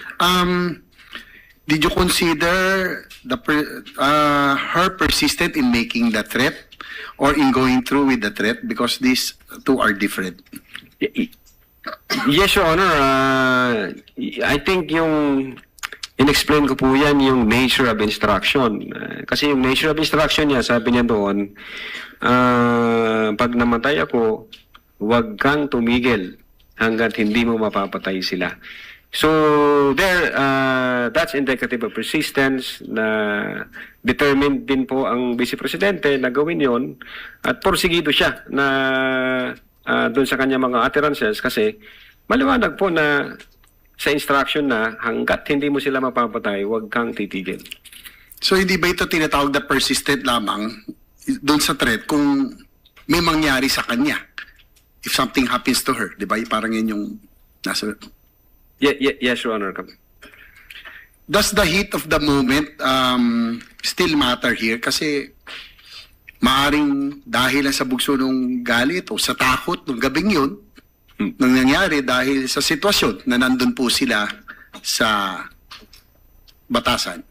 Again, Your Honor, pwede pong mag-matter yan kung yan lang ho ang pinagbasihan namin, yung November 23, 2024. Kaya lang, gaya nga ng explanation ko, kinonsider namin yung mga previous statements na may patterns, may consistencies, yung October 18, 2024, as well as after ng November 23, which is November 26, 2024. So marami ho ang mga factor na kinonsider namin bago kami nag-conclude na indeed may violation ang Vice Presidente. Dahil doon po sa Attorney Lotok, no, sa Israel versus People, GR number 265736, dated November 19, 2025, sinabi ng Korte Suprema na sa pagtukoy kung may mens rea o kriminal na intensyon, kinakailangan ding umiral ang pagpupursige or persistence. Ang nabanggit natin. Yes, kung walang ganitong pagpupursige, walang krimeng grave threats. Yes, sir.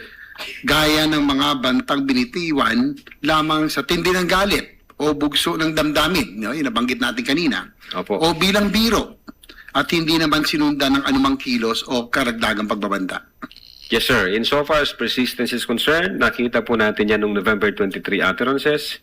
At the same time, persistence in the sense na aside doon sa November 23, inadmit po niya at na-reiterate niya yon in the November 26, 2024 statement. Dahil meron po sa sa Article 282, no, yung threats without persistence are not considered grave. Yes, sir.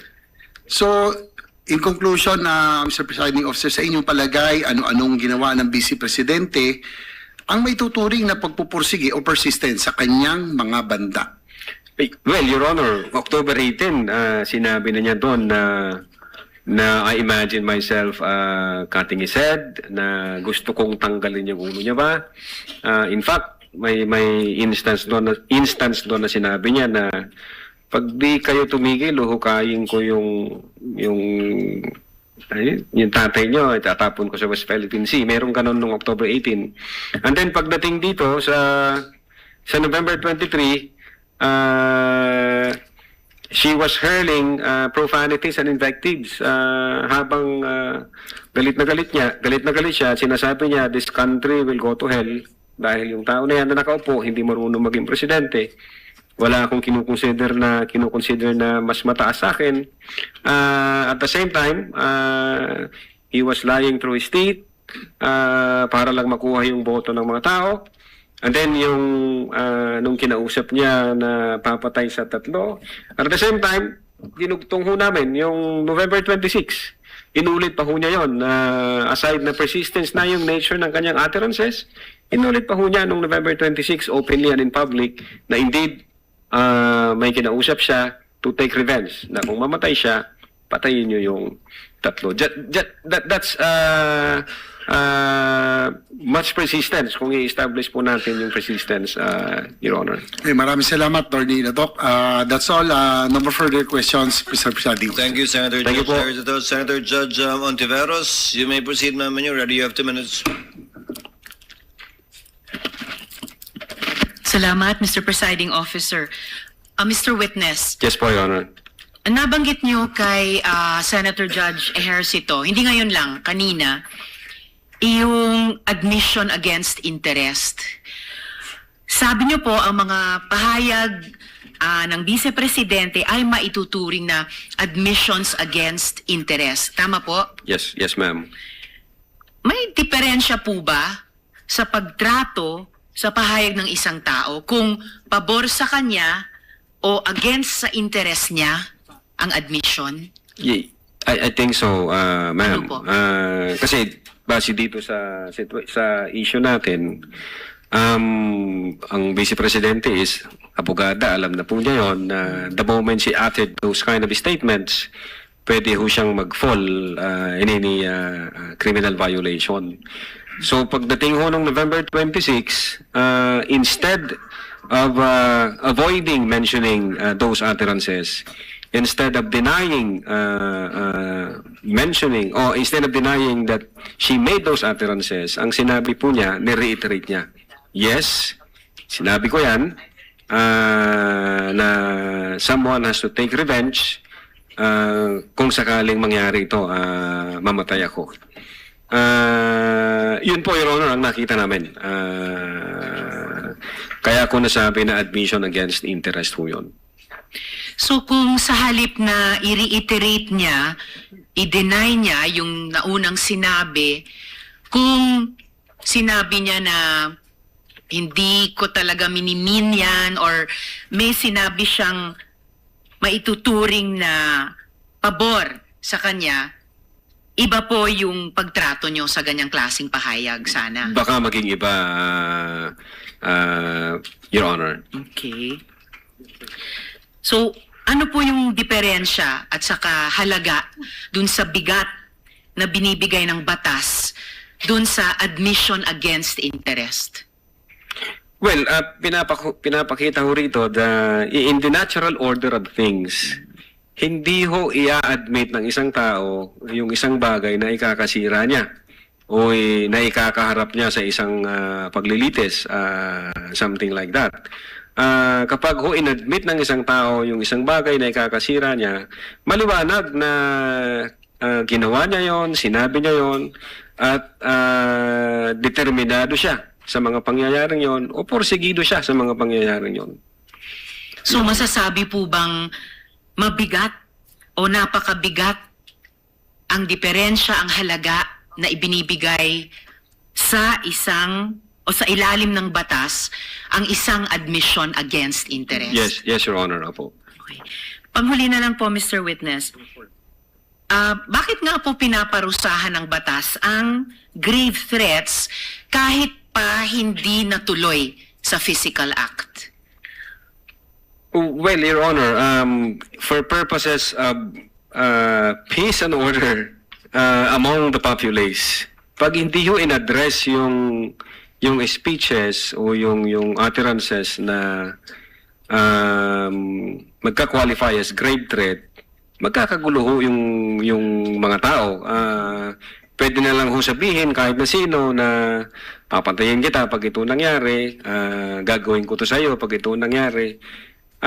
So I think the wisdom of the law is to avoid the disorder, the anarchy, and the chaos that it would create, Your Honor. So yung sinasabi niyong wisdom of the law ay hindi lamang sitahin o parusahan yung isang bagay na tumuloy sa physical act, kundi mag-serve ng deterrent para gawin Yes, Your Honor. ng taong iyon or ng ibang tao, Yes, Your yung Honor. grave threats. Pwede po yun, Your Honor. To serve as a deterrence, Your Honor. So may preventive na value din nakikita kayo Yes po, Your Honor. bukod sa curative. Opo, Your Honor. Alright. Salamat po, Mr. Witness. Salamat po, Presiding Officer. Thank you, Senator Judge Antiveros. Senator Judge Rafi Tulfo, thereafter Senator Judge Alan Cayetano before the recross of counsel for respondent, if any. Senator Judge Tulfo, you may proceed and you have 2 minutes. Thank you, Mr. Presiding Officer. Mr. Witness, aware ba kayo at one point in time, I just don't remember what date was it, na pinulled out yung certain numbers of security personnel ni BP Sara? Yes, Your Honor. Based on the news, may nakita po kami noon. When was that? When did that happen? 2024 yata, yung 75 PNP personnel Correct. from BPSPG, sir. Was that before the utterance of BP Sara in sa press con or after? Before, sir. Before. I think that's before, sir. So would it be possible na because of that, nakapag-isip siya na meron threat against her life because yung security niya being pulled out and walang binigay na reason kung bakit, kaya maaaring iniisip niya na, well, medyo sabi nga sakali na praning at... Very much possible, sir. Po, yun po. But hindi niyo ba inimbestigahan bakit na pinull out yung security details niya? May nakita ho kami, sir, doon sa November 26 na video, kung nalimutan ko lang yung timestamp niya, may sinasabi siyang issue sa security niya doon nga sa BPSPG, parang from military attached unit, ginawang under na ng Presidential Security Command. I'm not familiar with that. So, Sino pong nag-cause ng pull-out? Sino pong nag-utos? Saan galing yung utos? Hindi ko ho siya masyado. Pero I think part ng reorganization, Your Honor, ng PSG, if I'm not mistaken. Part ng reorganization. So, ilan po yung na-pull out? 75? Hindi ko pa alam kung yan yun. Ang sinasabi ko po, Your Honor, yung dating BPSPG is under ng attached unit ng Armed Forces of the Philippines, kung di ako nagkakamali. And then, inilagay na siya sa ilalim ng Presidential Security Command. Yun po yung sinabi ng Vice Presidente during November 26 na security threat dahil dun sa event na yun. Yun po yung tiningnan din namin yan. Pati nga yung 75 personnel. Kaya lang again, hindi po siya sufficient na mag-establish ng apparent violation of any criminal offense. Kasi nga, para siyang normal na function ng agencies and departments. Yeah, Mr. Witness, yun sa akin na kasi yung pag-pull out ba ng security, was it sudden? Did it, anong naging dahilan? At kanino galing yung order para i-pull out yung ilang numbers of security details niya, particularly PNP, and then sabi nyo nga, yung sa PSG, nabawasan din ba? Base sa inyong investigasyon, bakit nga po nangyari yun? Anong nag-trigger noon? Opo, yung sa 75, ang naalala ko po sa news, parang inilipat ho sila, Your Honor, sa Manila kasi merong issue ng kailangan nilang i-augment dahil may peace and order issue sa Manila. So yun ang nakita kong na nasa news na ginawa ng PNP o reason ng PNP bakit mayroong ganong pull-out. Then nung nakita ko namin, ilan na lang yung natira sa Vice Presidente. Nung chinek ko namin yung news, yung per record ng COA, if I'm not mistaken, meron pa siyang 335 na security personnel. So marami pang naiwan? Yes po, Your Honor. And in fact, kung di ako nagkakamali, narinig ko po yung sinabi ni Honorable Boying Rimulya na yung bilang na yan, mas marami pa doon sa bilang ng mga security personnel ng Presidente. So nakita ko namin na hindi siya sufficient para maging valid basis ng investigation. Hindi ko katulad dito sa threat against the President na aparin po yung utterances na nangyari. Okay, dalawang katanungan na lamang, Mr. Witness. So, base sa inyong investigasyon at karanasan, ilan ba dapat ang security detail ng isang Vice President? Sorry po, Your Honor, wala po akong idea kung ilan po dapat yung... Last na lamang. So, nung na-pull out yung ilan sa mga security personnel niya, sabi niyo nga 75, right? Sa PNP and then meron pa atay sa PSG. Nagreklamo ba siya? Sa inyong pagkakaalam?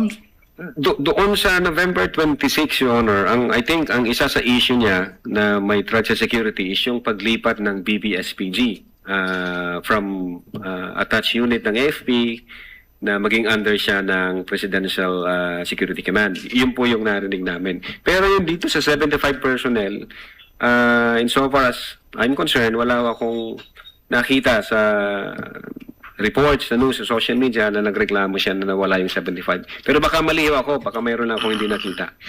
Pero insofar as I'm concerned, wala akong nakita sa news na nagreklamo siya dun sa 75 transfer ng PNP personnel from BPSPG dinala dun sa Manila, Your Honor. At hindi na siya nag-request ng augmentation o dagdag doon sa mga nawala na security details? Mukhang hindi na po, Your Honor. Wala akong kaming nalaman kung may ni-request ba siyang dagdag. So is it possible na dahil doon sa pag-pull out ng security details, nasabi ko na kanina, tinatanong ko na again one more time, na yun probably ang tinitingnan na reasons ng mga sumusuporta sa kanya, siya or anybody sa circle niya na eto na siguro yon. Tama po kayo, Your Honor. Thank you. Senator Judge Alan Cayetano, you have 2 minutes, sir. You may proceed when you're ready. Sir Presiding Officer, dear colleagues, susundan ko lang po yung kay Senator Risa, Senator Judge Risa at Senator Judge JV at yung ibang nagtanong sa admission against interest. You stated this already, but just for the record, you viewed the whole video, right? The whole 2-hour video. The November 23, Yes. Sir. Yes. Yeah, isang beses, sir. Isang beses lang? Yes, sir. Okay. And how many times there has the Vice President made admissions against her interest? No, sir, ang tinutukoy ko pong admissions against interest doon sa November 26, sir. No, sabi mo yung November 23 din na ayaw ng defense gamitin contracted, so yung kinausap is also an admission against her interest, di ba? Di, sir, ang sinasabi ko pong admissions against interest, yung November 26 video po, sir.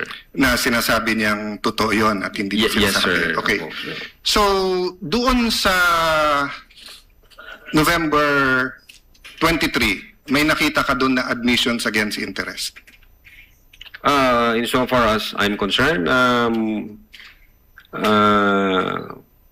nireiterate niya.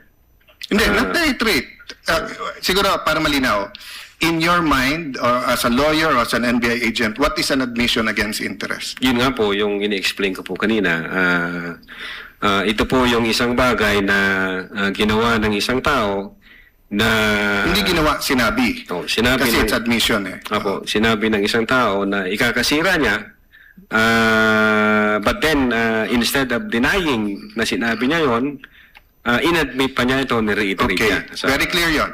And you and Agent John Mark Kalilong said that the basis of the investigation was the November 23 video, the basis sa inyong affidavit of investigation sa nag-file ng kaso is certain portions of the November 23 video.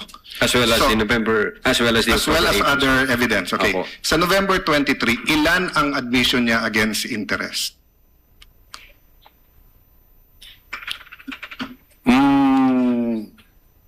Ang sinasabi ko pong admission against interest, yung This is a new November question. 26. This is a new question. If you evaluated well the November 23 video, is there any circumstance in that video that you believe that the Vice President made admissions against her interest? Plain ho yung utterance niya doon, Your Honor. Yung nakita lang ho namin, yung utterances niya. Insofar as I'm concerned, yung admission against interest nangyari nung November 26. Mr. Witness, sagutin niyo na lang ako. Lahat ng admissions are utterances. Yes, sir. Okay, admissions is verbal. 'Di ba? Hindi ito yung parang admission sa court. Pwede mo i-admit yung documentary evidence, pwede yung object evidence, pwede yung statements. When we talk about admissions against interest, especially in context of what we're talking about, may statement na laban sa interest niya. Yes, sir. So tinatanong ko dun sa buong video, meron ka bang nakita? Wala. Yes or no lang yun, meron or wala? O meron at wala, hindi yes or no? Kayo nag-evaluate nun eh. Meron o wala? Admissions against her interest. Yes, sir. The fact na in-utter niya yun. Which one nga? So meron ilan at ano yun? A little leeway, Mr. Presiding Officer, kasi hindi natukoy masyado yung tanong. Senator Judge Alan may proceed. Yeah. So which statement that? That one you're mentioning now. So yung sagot mo meron. Ang understanding ko, sir, nung sinabi ko yan, I'm referring to the November 26, 2024. Mr. Witness, paulit-ulit tayo. Yes, sir. Burahin mo na yung pinag-uusapan natin you're referring to. I'm asking you a direct question. Yes, Sa sir. November 23, meron o wala bang statements na you will consider in your professional as a lawyer and as an NBI agent in charge of investigating this? Meron ba siyang admissions against interest? Ang tinutukoy ko lang po, again, Your Honor, yung 26. No, I don't care. Wala po yung 23. I'm sorry. I don't care, Mr. Presiding Officer, kung anong tinutukoy mo. I'm asking you a direct question. November 23, video. Meron o wala siyang admissions against her interest doon?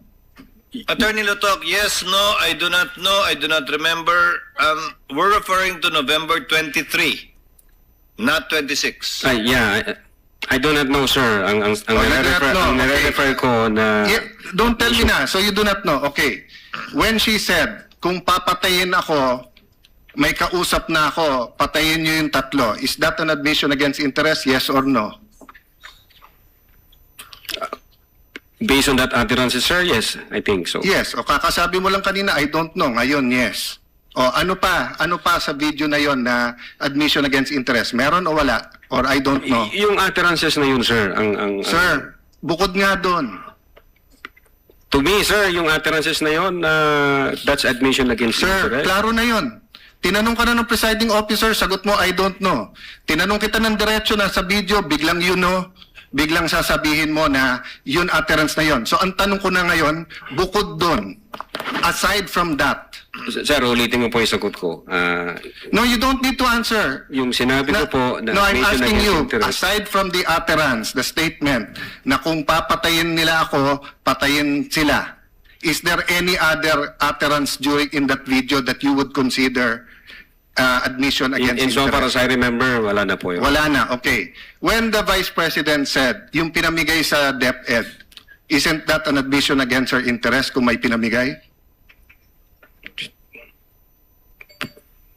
Siya po yung namigay, sir. O, ikaw ang nanood ng video, ikaw nag-evaluate, ako pa magsasabi sa iyo kung ano laman ng video.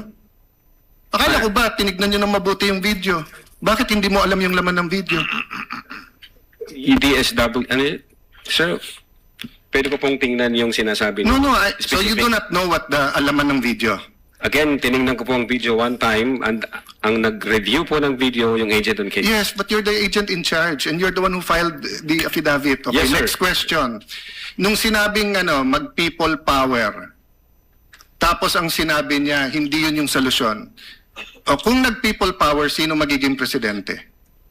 Kung nag-people power at mawawala ang Pangulong Marcos, sino magiging presidente? Siya, sir. So hindi ba admission against her interest din? Siguro sa interest niya maging presidente. Pero ang sinabi niya, what? I think so, sir. Okay. So I mentioned 3. So my next question, when you have an admission against interest, do you take the whole admission or you can cut it up into parts? Again, Your Honor, yung If my admission against interest is 1 sentence or 1 paragraph or 3 sentences, can you take 1 sentence and say yun lang yung admission and the 2 other sentences are not? Can you I divide think it it up? should be the whole, sir. The whole sentence. So the whole sentence niya, nung sinabi niyang kung papatayin ako, is pinagbibintangan niya yung tatlo na papatayin siya. So if you say it's an admission against interest and you believe it, you also have to believe na papatayin siya nung tatlo. The same thing, if you're going to say na namudmud siya sa DepEd, ang sinabi niya galing sa First Lady yung pera. So you're also going to have to believe that. So if you're going to believe her na yung ibang sinabi is seditious, ngayon sinabi nga niya hindi solusyon ng people power. So as the evaluator, bakit hindi consistent yung evaluation niyo nung video? No, I think yung insofar as people power is concerned, I think sinabi niya yata na yes ma'am, natutuwa ako dun sa ginagawa niyo. Hindi. Pwede ko pong ulitin. Let the record speak for itself. It's on Yes, page 26. Same paragraph nung sinabi niyang papatayin, no? But having said that, last question, no? Bakit sa cybercrime ni-refer? Ba't hindi sa anti-terrorism or sinabi mo meron intel group? Bakit sa cybercrime? Your Honor, may cyber aspect po kasi yung violation. Okay. What are the aspects of the alleged threat? One is the cybercrime grave threat. The other one is a possible assassination threat, right? No, Your Honor. Yung sinasabi kong may cyber aspect, the utterances was made through cyber. And the utterance, in accordance with you, constitute grave threat. Yes, sir. But if she meant it, and if it is true, and if it is accurate, it's also an assassination plot, isn't it? Kung totoo yung utterance niya, napapapatay kita, may kausap na ako, hindi ba assassination plot yun? Maybe, sir, yes. No, hindi maybe. NBI kayo nag-aano eh. May nagsabi sa presidente, papatayin kita. How much plain can that be as an assassination plot? That's why, sir, may validation process. That's sir. why may validation. Kaya yung tanong ko, ano ba mas mabigat, yung assassination plot o yung cyber aspect? No, Your Honor. No, diretso yung tanong. Hindi, no. Anong mas mabigat? It's a direct question. If you were NBI director now or whatever, you were PNP chief, dalawang iniimbestigahan mo, yung cyber aspect na pwedeng cyber libel, pwedeng grave threat, at yung assassination plot, ano mas mabigat sa dalawa? Ano yung prioritize mo? Your Honor, yung cyber aspect, based on the law, mag-a-add siya ng 1 degree higher doon sa... So, magdidebate tayo kung anong higher, papabayaan mo mapatay ang presidente. Kindly wind up, Senator Yes, Judge. I'm winding up. The point I want to make, Mr. President, is whether I was the PSC, the Executive Secretary, NBI, or an ordinary citizen, my first concern is wag mapatay ang presidente. Yes, sir. But instead of the NBI director taking it upon himself, giving it to the anti-terrorist or to the intelligence, sa cybercrime binigay. Your Honor, again, ulitin ko, yung utterances was made through information and communication technology. Kaya may I hope if jurisdiction any on one of my cybercrime colleagues here division. become president, magbago yung attitude ng NBI. Mas importante pala cyber kaso sa buhay ng presidente. Not necessarily, Your Thank you, Honor. Mr. President. Noted. Counsel for Respondent is recognized for his recross, if any. Just a few points, Your Honor. You may proceed, sir, when you're ready. So during your testimony, you mentioned that an unsigned document is a mere scrap of paper. Yes, Your Honor. But you also said on redirect that the lack of signature is a typographical error. No, yung typographical error based sa tanong sa akin kanina ng abogado, yung misspelling, yung mali yung docket number, kung mali man yun, yun, Your Honor. Okay. Now, you mentioned on redirect also about the November 26, 2024 press con, correct? Yes, Your Honor. Yes, sir. So after that press con, did you interview VP Sara? No, sir. And despite not having interviewed her, you made findings on her mental state. No findings ng mental state, sir? What do you mean by that? So my question is, despite not having the chance to interview VP Sara, nevertheless, you included in your investigation or findings about her mental state. Based on the series of events, Your Honor, as I have said, state of mind can be shown through the overt acts, Your Honor. Okay. So you were also asked about persistence. Correct? Yes, sir. All right. Now, the subject video was on November 23, 2024, correct? Yes, sir.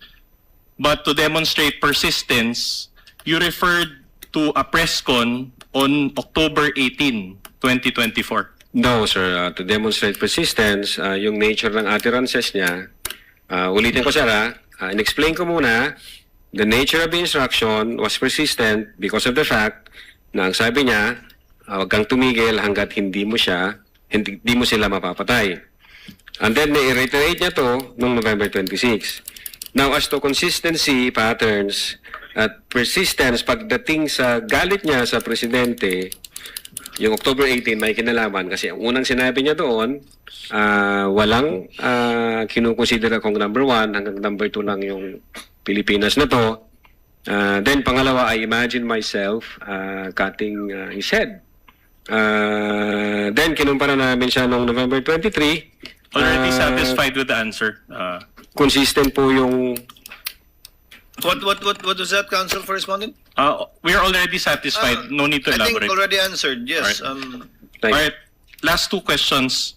So you said that the February 14, 2025 DOJ certification found your findings or your investigation or the case that you filed sufficient. Based on the certification, the DOJ stated that you have complied all the elements of the crime charge, sir. All right. So this DOJ evaluation, does this amount to a final verdict of guilt or innocence by VP Sara? Your Honor, ang maliwanag ho doon, for purposes of preliminary investigation. Wala akong sinabing na final verdict, Your Honor. All right. So you also mentioned the concept of open source investigation. Yes, sir. Does this include internet browsing? Yes, sir. So you Google search, kasama ba yun?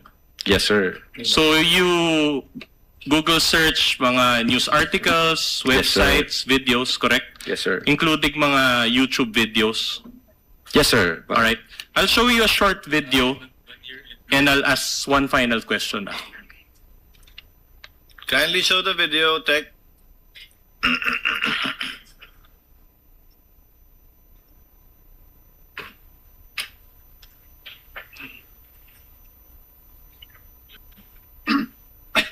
Worry ko lang is yung mga anak ko dahil hindi talaga yan sila sanay na wala ako.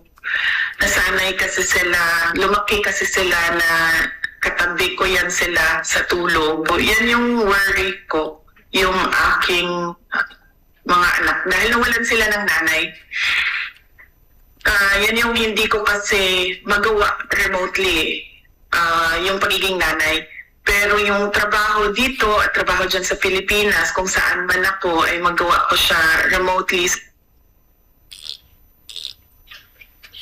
So in the course of your open source investigation, did you encounter this video? Hindi ko po na-encounter yan, sir. Nothing further, Your Honors. Before we let go of the witness, the presiding officer just has a few points. Number one, to clarify, Attorney Lotok, Yes, sa po. pagtatanong po ni Senate President Wen Gatchalian kanina, sabi niyo po, maliban sa mga salitang binanggit o sinambit ng ikalawang Pangulo na may nakausap na siya, nagagawa ng kanyang kautosang patayin, di umano, ang tatlong opisyal ng bansa, wala po kayong hawak na ibang ebidensyang may kinausap na nga siya. Insofar as the Cybercrime Division is concerned, sir, opo.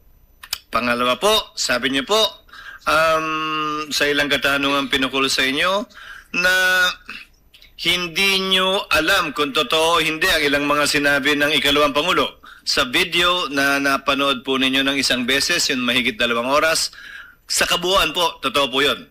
Ang kaya nyo lang pong sabihin na sinabi niya yun, pero kung totoo man yun o hindi, wala po kayo sa lugar sabihin na totoo nga ba lahat ng mga sinabi niya. Well, una, since Vice Presidente siya at base doon sa circumstansya na galit siya at nagbabato siya ng mga pagmumura, we believe na totoo yung mga sinasabi niya, Your Honor. And as an advisement perhaps to the senator judges and the public as well, an admission against interest, as mentioned in the rules, is nothing really special. An admission against interest under the rules is simply an exception to the hearsay rule. where a person is about to die or is unavailable to testify, his statements against his or her interest may be admitted, testified to by another person. Not the weight we seem to be giving admission against interest na parang umami na dahil labag sa interest niya yun. The rules are specific and the purpose also is specific. It is an exception rather, to the hearsay rule. If there are no other points or questions to be raised by any of the senator judges, Attorney talagang photo finish. Senator Judge Padilla is recognized for his intervention. Pwede po bang magtanong? You have 2 minutes, sir. Yes, of course, sir. Kanina po nabanggit kanina ng isang senador na meron pong 2 kaso sa panahon ni Pangulong Rodrigo Roa Duterte na inimbestigahan niyo po, isang 150 million, tsaka ano po yung isa? Ang naalala ko, Your Honor, yung kay Mas yata, yung sa... Hindi ho ako may hawak noon, Your Honor, hindi ho ang Cybercrime Division. I think ibang unit ang nanghuli, although ang Cybercrime Division yata yung nag-file. Pero hindi ho ako may hawak. Hindi po panahon niyo. Pero ano po nangyari doon? Na-dismiss po ba yun? Ang alam ko na-dismiss yata, sir. Nagsagawa din po ba sila ng masusing investigasyon? Hindi ko po masasagot. Hindi ho ako nag-imbestiga, Your Honor. Wala po kayong nabalitaan kung gumawa din sila ng masusing investigasyon? Again, Your Honor, kung ibang unit ho ang nagsagawa noon, wala po akong personal knowledge. Opo. Kasi po doon malinaw na mayroong involved na pera. Kasi alam niyo, matagal din po ako nakulong. 3 taon din po ako sa kulungan. Marami po ako nakasama dyan na mga hired killers. Katunayan, pati po hindi hired killers, nakasama ko din po dyan. Sila Tihangki. Katunayan, excuse po, sa aking seatmate. Madami po talaga. Pag-usapin po kasi ng pera, talagang may threat. Pero sa tingin po ba nyo, yung mga nangyari noong November 23, birthday ko pa po yun. Sa tingin nyo po ba, walang involved na kahit anong pera dito, walang kahit anong threat pa rin po ba yon sa palagay ninyo? Kasi ang hired killer, pera-pera po yan, ha? Based on our findings, grave threats, Your Honor, and inciting to sedition. Meron po ba, inciting, okay, maganda pong pag-usapan yan. Doon po ba, pagkatapos po ba noong November 23 na mga sinabi ng ating Vice Presidente, meron po bang ginawa ang ating mga taong bayan para maging inciting for sedition? Nagbunga po ba ito? Your Honor, ulitin ko po yung sagot ko. In the case of People versus Nabong, hindi ho necessary... Pakisagot na lang po kung yes or no, kung meron po bang naganap na pagkilos ang mga tao. Insofar as yung Seditious Act, wala kaming nakita, sir. Wala po, opo. Meron pa pong isang tanong. Doon po ba sa mga naganap na maraming protesta, merong trillion march, merong kung ano-anong march, nakita niyo po ba doon ang Vice Presidente? Yes or no lang po? Saan pong protesta, Your Sa Honor? lahat po ng protesta na ganap, Dilawan, Tinklawan, Duterte, anuman po. But wala akong personal knowledge, sir. Yes or no lang po, nakita niyo po ba doon? Si Vice Presidente, nagsalita po ba siya? Nagbigay po ba siya ng panahon dyan sa mga yan? Insofar as I'm concerned, wala akong nakita, sir. Wala pong nakita. Okay lang po, maraming salamat po. Thank you, Senator Judge Padilla. Attorney Letok, you are excused and the court thanks you for your time and cooperation with this impeachment court. Thank you very much, Your Honor. May I ask, good that the Honorable Defensor is standing up. Tomorrow, the subpoena for Attorney Lopez is only for today and tomorrow. The subpoena thus far, yesterday rather, and today. The subpoena for Captain Bello is for,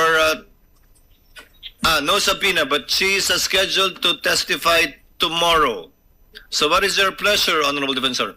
Your Honors, before we proceed any further, the prosecution respectfully requests for a 5-minute recess. Just 5 minutes, Your Honor. You can do your thing, Honorable Defensor, while I recognize Senator Judge, with the permission of Senator Judge Cayetano, of course. Maybe they can... Can they do their thing? Yes, I was going to suggest that. I have a question about tomorrow. Maybe the defense can do their huddle while I ask Yes, this exactly the question. point. Exactly the The point. question naman is... Senator Cayetano, Alan is recognized. Thank you, Mr. Presiding Officer, Mr. Senate President. This is addressed actually to the Presiding Officer, Senate Pres, and our colleagues. So, are we going to have the oral arguments tomorrow about Yes. the... So, I think we all received the... Copies have been distributed. The last night. memoranda of the parties have been Yeah. distributed. More or to less, Senator it's Judges. 33 and 32 pages, so that's 60 pages. I'm beginning to study it today because I had to study about other matters tomorrow. So the second question is, while we will have the oral arguments tomorrow, will we decide as a body tomorrow, or we have a little bit more time to digest what was discussed tomorrow and then decide on We will Monday? decide as a body tomorrow, because my understanding is the parties will be needing time to analyze whatever data will be produced should the subpoenas be granted. But that is for article, the subpoenas, for... That is correct, Your Honor. That is for Article 2. 2, which we will start hearing in August, right? As of now, it is the last one, but as we had talked Yeah. about earlier, the prosecutors can decide to bump it up depending on Yes. their strategy So- to present evidence. No, so I'm not moving that we postpone the oral arguments tomorrow because I think we're ready to listen. But I do want to make an intelligent decision, and there are many, many issues from the test nga of if it's definite, is it a fishing expedition, is 20 years, or, so there's so many issues. Would it be possible that we also have our own huddle tomorrow before we decide, just in case we're not, I mean, if everyone's ready to decide tomorrow, who am I to stop the decision? But I just don't want to make a mistake in deciding at medyo makapal tong assuming we read it once tonight, maybe once tomorrow. The presiding officer yields to the Senate President with respect to the calling of a caucus tomorrow and what time. Para siya magpakain, hindi ako. Yeah, well, let me leave it to the presiding officer and Senate President. My proposal is after the oral arguments and after all the senator judges have asked their questions, just so that we have one more night or one weekend to go through it and to, if we're not going to vote on it and we have a consensus, then no problem.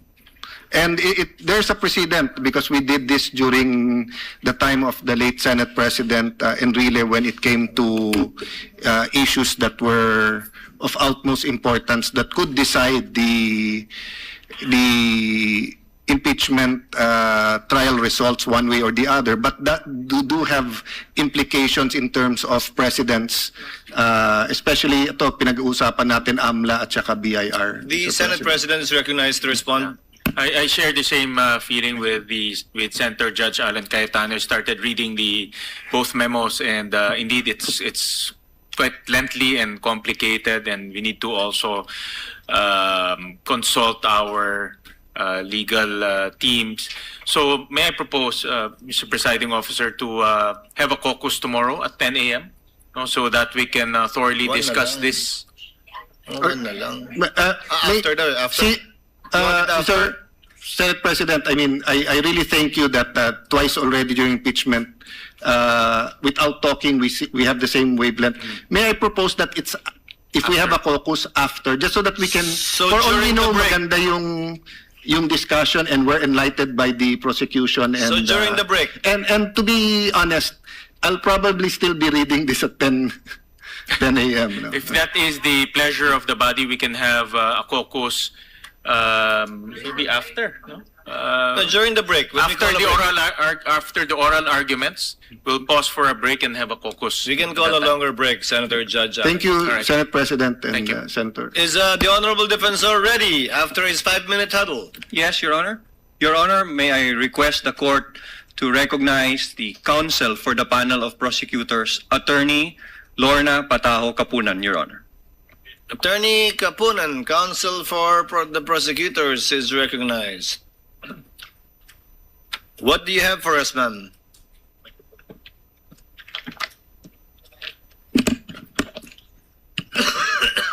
Magandang gabi po sa inyong lahat. Attorney Lorna Pataho Kapunan, counsel for the prosecutors, under the control and supervision of the House Panel of Prosecutors.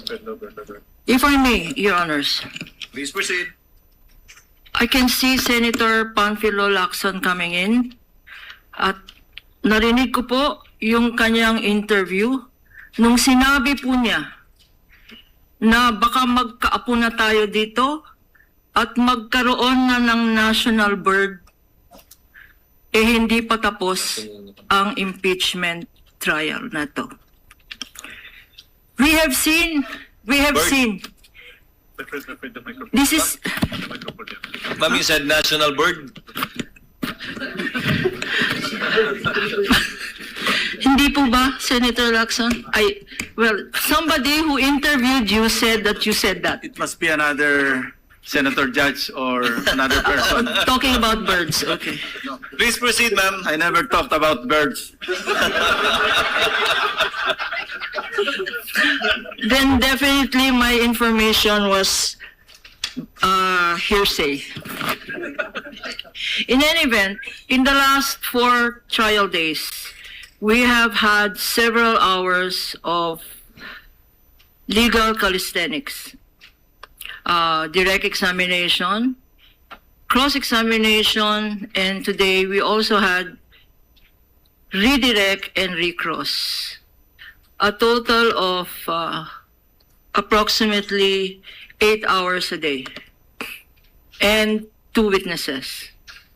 Today we are supposed to hear a subpoenaed witness, Attorney Zulaika Lopez, and after her, another witness subpoenaed or called to appear here, Captain Belinda Bello.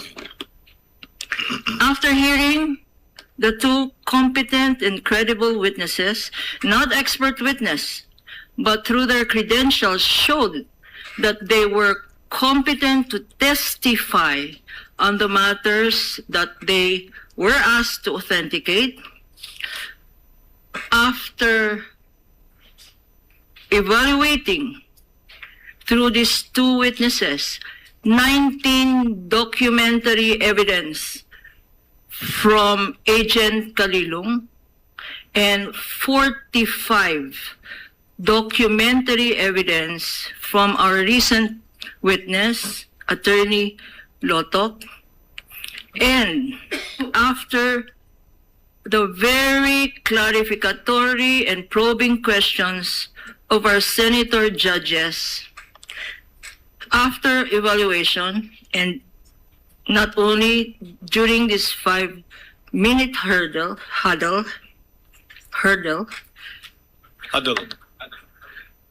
pero hurdle na rin po yun.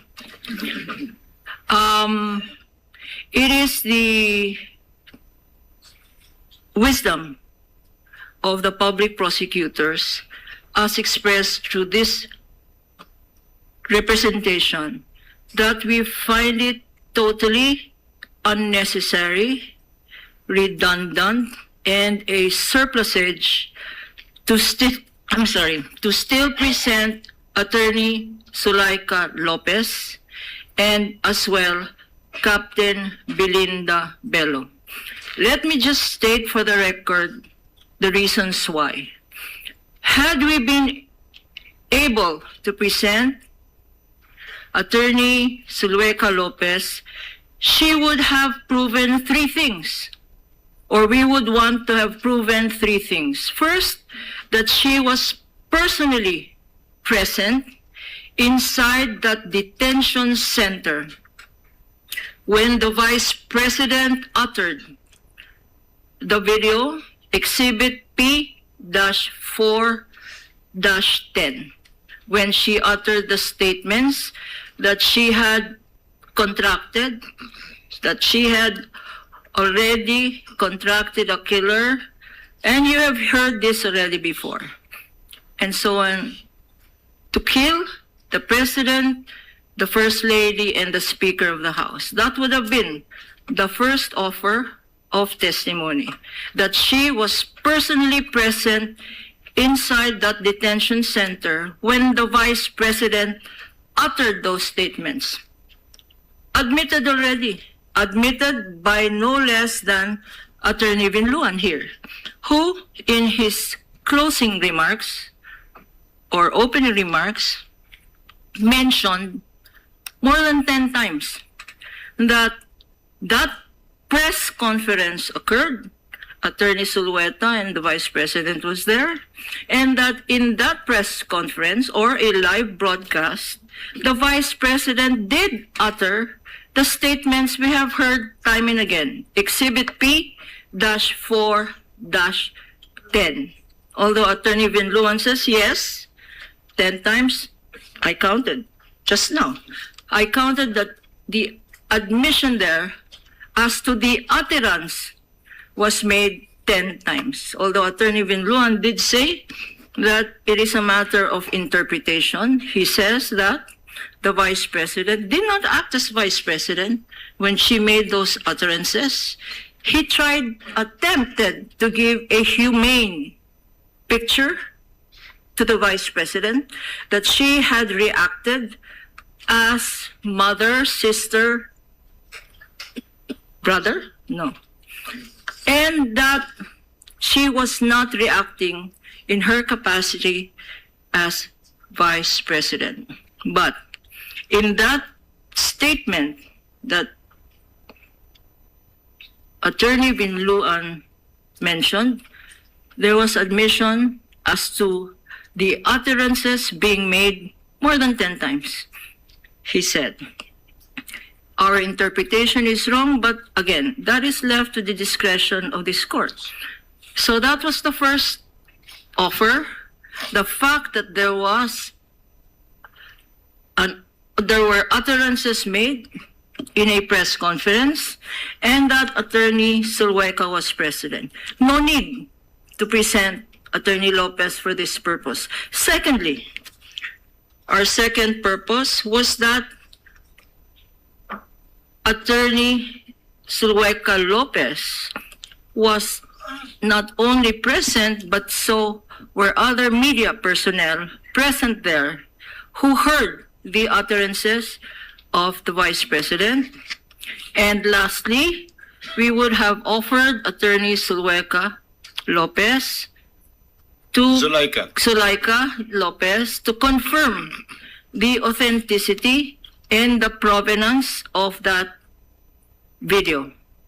Exhibit P-4-10. Totally unnecessary because, why? Because the defense themselves used the very same video, said exhibit, in their defense when they showed Attorney Zulueta crying and allegedly complaining about the violation of our human rights. So by their own admission, there is no question about this video. And so it is our contention, and we hereby manifest that with these admissions on file, and thank you to the senator judges for the clarificatory questions propounded. And I'd specifically like to say thank you to Senator Tito Sen, Vicente Soto, for, in his brief statement, by virtue of clarificatory, brought us back to what this trial is all about. We are not a criminal court, and much time has been spent. Is there grave threats? Is there inciting to sedition? All of this is relevant. But in the context of, is it by doing these grave threats and by inciting to sedition, does it make the Vice President a violator of the Constitution? Does it make her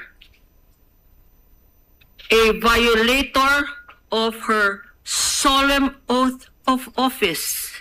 Is this a high crime? Is this betrayal of public trust? That is what this impeachment is all about. It is not what Attorney Binluan says. If it is grave threats, by all means, we admit. Prison correctional, 6 months to 6 years. And that's a fine of 2,000 pesos. If it is sedition, the same.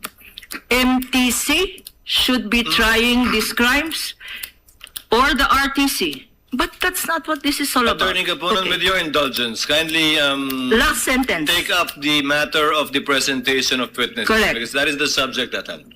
So going back to that going back to why we are making this manifestation, we have said, and I have said on behalf of the public prosecutors, Your Honors, that we will no longer be presenting Attorney Sulweca and Sulaika Lopez. And, Your Honors, in addition, because the testimony of Captain Belinda Bello is merely corroborative. She would have been presented only to corroborate the fact that there was a transfer order made in the detention center and that that transfer order had been the subject of the video or press conference of November 23, 2024. And so, Your Honors, we are also no longer going to call as a witness Captain Belinda Bello. With that, Your Honor, I think the reminder of Senator Lacson that the accused, that the respondent is entitled to a speedy trial. Prosecution, the prosecutors would want this to be a reminder to all. We are doing our part. We have reduced trial dates by lessening our presentation on this article by 2 witnesses, Your Honor. And therefore, we would also request that the same be also a reminder to the defense counsels or the counsels for the defense. Your Honor, please, in my 48 years of practice as a private lawyer, and I'm grateful for this chance, I have learned 2 things in litigation. The first thing I have learned is, first, learn when to present and not to present a witness. And second, learn when to stop. And I think that should be our takeaway from this manifestation. We have decided from the evidence presented and from everything in consideration that we will not present these 2 witnesses. And on that note, I will also say we know when to stop. And this is where I stop. Thank you. Thank you, Senator, thank you, Counsel, for the, Mr. Presiding Officer. Officer. Madaling malito kasi sa sinabi ni Ma'am Lorna. Just a quick reply, Mr. Presiding Officer. Yes, Senate President Gatchalian is recognized. First of all, let me thank the prosecution for foregoing the 2 other witnesses that is supposed to be presented this week. I was actually talking to our presiding officer earlier on, and I was just computing the number of witnesses. Based on our pre-trial order, the prosecution will present 57 witnesses. The respondent will present 45 witnesses. That's a total of 102 witnesses. At the rate we are going of 2 days per witness, we will finish in 17 months. That's a year and a half. or a year and 5 months to be exact. No? So any chance of shortening the proceedings will be highly appreciated. Thank you. Presiding officer also thanks the Council for Private Prosecutors. So therefore, tomorrow, what is calendared for our agenda is the disposition of the two requests for subpoena by the Council, by the panel of prosecutors, namely motion for the issuance of a subpoena for bank records and AMLC records, and a motion for the issuance of subpoena ducis tecum as well for the BIR records that we returned via a sealed box. Given that there are no other witnesses to be presented tomorrow, because Director Matibag was scheduled based on an earlier decision of the court on Monday, July 20. I hope we will have sufficient time to discuss these two subpoenas tomorrow in our trial. To remind, both parties shall be given 10 minutes to discuss the two motions, given that, and this will be discussed jointly already, given that you filed your respective memoranda jointly as well, discussing the two issues. You will be given 3 minutes by way of rebuttal and 3 minutes by way of surrebuttal, should it be necessary. Thereafter, the senator judges will proceed to discuss the matter in caucus and thereafter in plenary. Yes, Senator Judge Alan Cayetano. May I just ask, through the presiding officer, is 10 minutes enough? Your Honor, we will be raising our request to make it at least 15 minutes per party. Because, sorry, I'll just use myself as an example now. I want to draw the line between a fishing expedition and this is definite, di ba? And of course, if you can answer it in your presentation, better. I don't have to ask questions anymore. And I can tell you very honestly, I'm really interested in this issue. So may I ask my dear colleagues, can we, since we don't have any other witness tomorrow, I think it will go faster if we give them more time and ourselves less time. Maybe 15 or 20 minutes each, and then 15? maybe, Mr. President, Mr. Presiding Officer, you said 3 minutes rebut. I mean, can we give them more time to rebut each other? I'd rather they be rebutting each other than rebutting us. But I think this will really be an issue that will educate all of us, and it'll really be good for the impeachment court and the Filipino people. So, may I ask The Honorable Defensor, 15 minutes. Yes, Your Honor, 15 minutes per argument and 10 minutes per party on rebuttal, Your Honor. So 15 and 10? Yes, Your Honor, if How the about defense will counsel agree. for respondent? We will just submit, Your Honor, to the discretion of this honorable court. 15 minutes for the oral arguments in chief, and then 10 minutes by way of rebuttal and surrebuttal. And a reminder to the senator judges. Each senator judge can speak for a maximum only of 10 minutes and for a total of 1 hour for each side. Meaning to say, the side to grant the motion and the side not to grant the motion. So kindly discuss also among yourselves to make use of the time with respect to taking up and tackling your position if you are for or against the motion, so that the period of time will be maximized. Senator Judge Soto is recognized. Yes, sir. Did I hear you right, Mr. Presiding Officer, that you're going to allow us each 10 minutes? But in no case to exceed a maximum of 1 hour, Senator Judge Soto. For everybody, but I'm sure not everybody will avail of 10 minutes, but if we do, that's 240 minutes. Again, to reiterate, Senator Judge Soto, a total of 1 hour for each side. But a maximum of 10 minutes per Senator Judge each time they stand to speak. So it will be a maximum of 2 hours for this interlocutory issue of the motion for subpoena. Yes, Senator Judge Allen. With the permission of former Senate President Soto, let me clarify. 2 minutes to ask clarificatory question. You're referring to the 10 minutes, 1 hour, when there's a motion already. Yes. So that assumes, dear Senator Judges, that we don't have a consensus after the caucus and then we're going to debate it. Yeah, yes, that's why it won't last that long. I mean, assuming we all have questions na 2 minutes, so it's 48 No, minutes, if give I or may take. correct, Senator Then Judge- the 10 minutes and 1 hour is if we have a debate whether or not to grant. If I may it, correct diba? Senator Judge Allen, the 2 minutes, if at all, applies to evidentiary issues and questions that we can throw to either party or the witness. But in this case, after an elongated oral presentation by both sides, both in chief and on rebuttal, we should just listen and then go into caucus and decide if we can agree. If not, Yes. then we go out and And- debate for a maximum of 2 hours, 1 hour on Agree. each side. Each side, but those are different subpoenas, different for the BIR and the As I said, AMLA. Senator Judge Allen. To your point, former Senate President Soto, that's times 2 pa. No.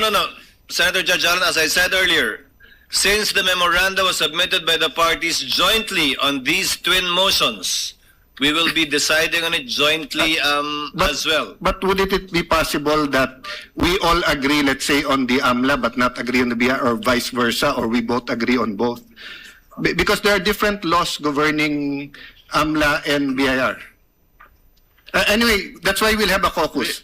Yes, so may I suggest, Mr. Presiding Officer, and of course, my esteemed colleague, may I suggest that we decide on how long each senator would be given after we caucus? Yes. Instead of setting it now, let's set the prosecution and the defense and and then we'll go into caucus, and then we decide in caucus how long will we be giving each member, if we so decide to still debate here, instead of getting into a consensus in the caucus. Senator Judge Soto, I completely agree. However, the presiding officer was merely citing what's written in our rules right now.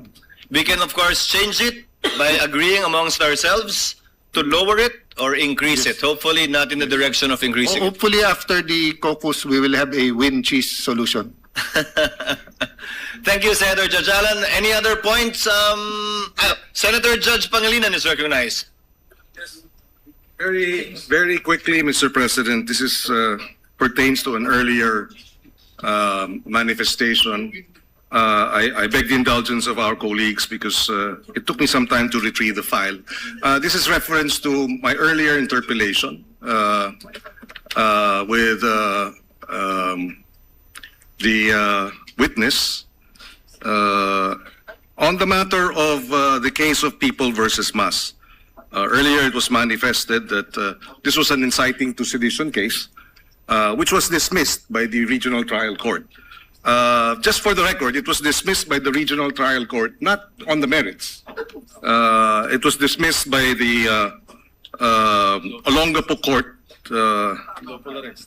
because on June 24, by Judge Richard Paradesa of the Olongapo Regional Trial Court, because it was an unlawful arrest. In other words, Mr. Mas was arrested unlawfully, and therefore the regional trial court had no jurisdiction, and so the motion to quash was dismissed, was granted rather, and the case was dismissed. In other words, it was not dismissed on the merits. For the record, Mr. President.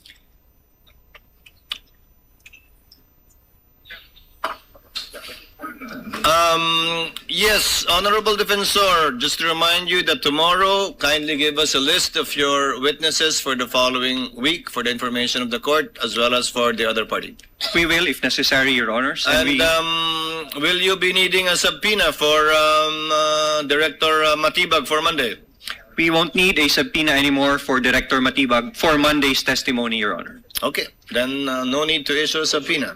Any other points the council for respondent would like to raise? Your Honor, just to, before we end, can we Yes, request Honorable the Defensor. clerk of court to reseal the evidence, especially... Yes, after we adjourn, may I request the council, assisting councils for the parties to kindly meet and reseal the USBs that were opened by the witness earlier amongst yourselves. Your Honors, we have no other matters for consideration this evening, Your Honor. There being no other business to be taken up by the court, trial is hereby adjourned until 2 p.m. of Wednesday, July 15, 2026. Thank you very much to everyone.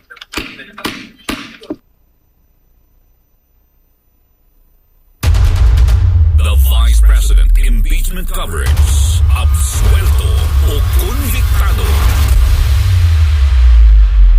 Santon Gold Live.